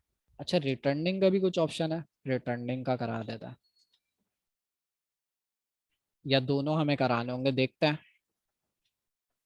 रेस्ट डॉट, अच्छा एग्जीक्यूट भी करना होगा। रिपॉजिटरी खोलते हैं, रिपॉजिटरी के अंदर यहाँ पे क्या किया था, रिटर्निंग यूज किया है और उसके अलावा कुछ नहीं किया, ठीक है। तो हमने भी रिटर्निंग यूज किया। रेस्ट के अंदर हमारे पास क्या आ रहा है, कुछ खास डाटा नहीं है। इसको सिर्फ कंसोल करा के देखते हैं, फिर देखते हैं इसके अंदर क्या आ रहा है। CLG रेस्ट, अब इसको चलाते हैं भाई। यहाँ पर आता है अपने पोस्टमैन के अंदर, और पोस्टमैन के अंदर जो है मैं पोस्ट रिक्वेस्ट भेज देता हूँ, सेंड डाटा एडेड सक्सेसफुली। तो यहाँ रिस्पॉन्स के अंदर हमें क्या चीज़ मिली है, रिस्पॉन्स के अंदर हमें भाई बहुत सारा डाटा मिला है जिसके अंदर हमारे पास कोई भी यूज़फुल डाटा नहीं है। सेशंस हैं, डायलेक्ट है, आईडी है, टेबल है, तो ऐसा सच कुछ हमारे पास यूज़फुल डाटा नहीं है और हमें चाहिए भी नहीं है। तो अब हम फ्रंट एंड पे क्या करेंगे नेक्स्ट क्लास में मैं बताता हूँ। हमने क्या किया, रिवीजन कराता हूँ। हमने क्या किया, शुरू में हमने भाई डेटाबेस बनाया, उसके बाद हमने डेटाबेस को यूज़ करना सीखा पोस्टग्रेस वर्सल की लाइब्रेरी यूज़ करते हुए, जो कि वर्सल स्लैश पोस्टग्रेस जो हम पहले यूज़ कर रहे थे ना ये वाली, इसको यूज़ करते हुए हमने डेटाबेस बनाना सीखा और डेटाबेस से क्यूरी करना सीखा। फिर उसके बाद हमने उसमें ड्रॉबैक देखे कि भाई इसमें टाइप्स तो मिल ही नहीं रही है, हमें क्यूरीज लिखनी पड़ेंगी और टाइप्स नहीं मिलेंगी हमें, तो वो प्रॉब्लम थी। अब जो है क्या किया हमने कि ड्रिजल फिर हमने लाए। ड्रिजल में हमने क्या किया, सबसे पहले drizzle.ts की फाइल बनाई और इसके अंदर एक स्ट्रक्चर बता दिया हमने कि भाई हमारा ड्रिजल को हम बता रहे हैं कि हमारा डेटाबेस इस तरह का है कि भाई उसके अंदर एक टेबल है, आईडी टास्क है उसके अंदर, और ये टाइप्स बना दिए हमने, और एक डेटाबेस का इंस्टेंस बना दिया हमें। तो ये वन टाइम हमने बना दिया, अब इसको पूरे प्रोजेक्ट में कहीं पर भी यूज कर सकते हैं इंपोर्ट करके, ठीक है। अगली क्लास में हम इसको फ्रंट एंड पे यूज करके भी देखेंगे। अच्छा फिर उसके बाद हमने क्या किया, हमने गेट रिक्वेस्ट बनाई, हमने पोस्ट रिक्वेस्ट बनाई, इसमें हम डाटा ऐड कर रहे थे और डाटा गेट कर रहे थे। आप लोगों का टास्क क्या है, ड्रिजल को यूज करते हुए डिलीट और पुट भी कर लें, ठीक है। फिर मैं नेक्स्ट क्लास में जब टू डू ऐप बनाऊंगा तो आपने क्या करना है, मैं बनाऊंगा ऐड और रीड, ठीक है। आप लोग को क्या करना होगा, आपको डिलीट तो बहुत आसान है, और पुट भी मैंने कोशिश करके कर लेगा, पुट भी कर लेगा, ड्रिजल से बहुत आसान है। अब देखें, अब हमारे पास फ्रंट एंड पे क्या होगा, जब हम फ्रंट एंड बनाएंगे इसका, तो हमारे पास ये जो टू डू ऐप है, कहाँ है भाई इसका, यहाँ पे ले रहा, ये जो टू डू ऐप है इसके अंदर सबसे पहला काम हम क्या करेंगे, हम जो है डाटा फेच करेंगे। ये डाटा फेच कर लिया अब मैं, सही है। अब जो भी चीज़ हम यहाँ पे लिखेंगे उसके बाद हम जब सेंड करेंगे तो यहाँ पे कौन सी एपीआई कॉल होगी, यहाँ पे हमारे पास पोस्ट की एपीआई कॉल होगी, और वो क्या करेगा, डेटाबेस के अंदर टास्क इंसर्ट कर देगा। बट हमारा यहाँ पे टास्क ऑटोमेटिकली ऐड नहीं होगा, हमें पेज को रिफ्रेश करना होगा। तो हमें क्या चाहिए, हम चाह रहे हैं कि भाई यहाँ पे टास्क जो है ना वो ऑटोमेटिकली ऐड हो जाए। तो हमारे पास एक फंक्शन है रिफ्रेश का, वो सिर्फ इस कंपोनेंट को रिफ्रेश कर देगा, पूरे पेज को रिफ्रेश करने की जरूरत ही नहीं है। तो हम यहाँ पे टास्क, जो भी टास्क हम लिखना चाह रहे हैं, हमने टास्क 4 लिखा, यहाँ पे सबमिट के बटन पे क्लिक किया, उसके बाद क्या होगा, एक एपीआई कॉल होगी, डेटाबेस में डाटा इंसर्ट होगा और फिर हम एक फंक्शन कॉल करेंगे रिफ्रेश का। तो वो क्या करेगा, वो ये सिर्फ इस कंपोनेंट को रिफ्रेश कर देगा। तो यहाँ पे टास्क 4 ऑटोमेटिकली ऐड हो जाएगा। इस तरह से मैं ऐड करता रहूँगा। इसी तरह से डिलीट की एपीआई जब आप बनाएंगे तो वो भी, अब तो सर्वर एक्शंस भी आ गए, जैसे हमजा ने बताया सर्वर एक्शंस भी आ गए। अच्छा, मेरे पास एक रिपोजिटरी है, अगर आप में से कुछ लोग जल्दी करना चाह रहे हैं तो फ्रंट एंड का जो कोड है ना, वो मेरे पास, मैं ओपन सोर्स कर देता हूँ, लेकिन वो मैंने उसमें प्रिज्मा यूज़ किया था। ओ पेनावर्स जाओ जी, उसमें मैंने प्रिज्मा यूज़ किया था बैक एंड और फ्रंट एंड के लिए, बट आपको लॉजिक हो सकता है समझ आ जाए, तो मैं उसको ओपन सोर्स कर देता हूँ।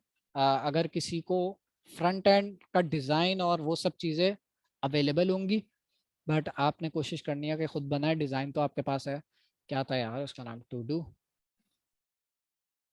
Vercel to do app lecture पेनावर्स टू डू ऐप।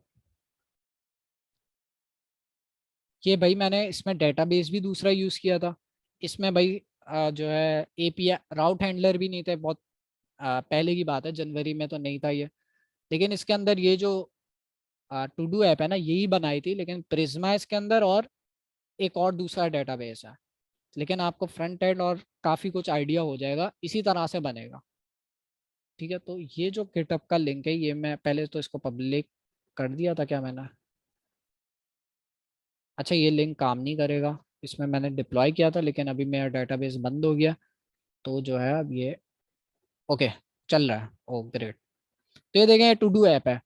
इसमें क्या है कि भाई इसमें जो है मैं कुछ भी स्पैम नहीं करेगा भाई पता चला आप लोग स्पैम करने लग गए। टास्क 24 ऐड किया मैंने, यहाँ पे लोडर आया और सिर्फ मेरा ये वाला कंपोनेंट रिफ्रेश होगा। यहाँ पे देखें टास्क ऐड हुआ। अच्छा, यहाँ पे कॉम्प्लेक्स चीज़ ये भी है कि मैंने ये चीज़ इम्प्लीमेंट करी है, तो अगर कोई इंटरेस्टेड हो तो देख सकता है ये भी, बट जो है ये ज़रूरी नहीं है। ठीक है, तो इस तरह से आप डिलीट भी कर सकते हैं। ठीक है, तो इस तरह से आप, अच्छा मिनिमम आइटम 3 ही रहेंगे, 3 से ज़्यादा डिलीट नहीं कर सकते। तो ये भी फंक्शनैलिटी है। तो ये कोड ओपन सोर्स कर दिया मैंने, और लेट मी सी, इसमें एनवायरनमेंट वेरिएबल की फ़ाइल है मेरी, तो इसको मुझे डिलीट करना पड़ेगा पहले, फिर ओपन सोर्स कर दूंगा। ठीक है, तो कल तक मैं आप लोग को ग्रुप्स में शेयर कर दूंगा, और नेक्स्ट क्लास में हम बनाएंगे वैसे भी ये चीज़, लेकिन जो लोग पहले चाह रहे हैं वो पहले कर लें। ठीक है, थैंक यू सो मच। अभी मुझे कुछ काम है, तो नेक्स्ट क्लास में आप लोगों से मुलाकात होती है, वरना Q&A कर लेता, लेकिन जो है मुझे हमजा भाई ये वीडियो काम के कब लिए तक लेट अपलोड हो। हो जाएगी? यार देखो, इंटरनेट जैसी यूट्यूब स्टेबल होता है, थोड़ा बहुत मैं अपलोड कर दूंगा। ठीक हो गया, सही है। ठीक थैंक यू। है, थैंक यू सो मच। मैं रिकॉर्डिंग स्टॉप कर देता हूँ।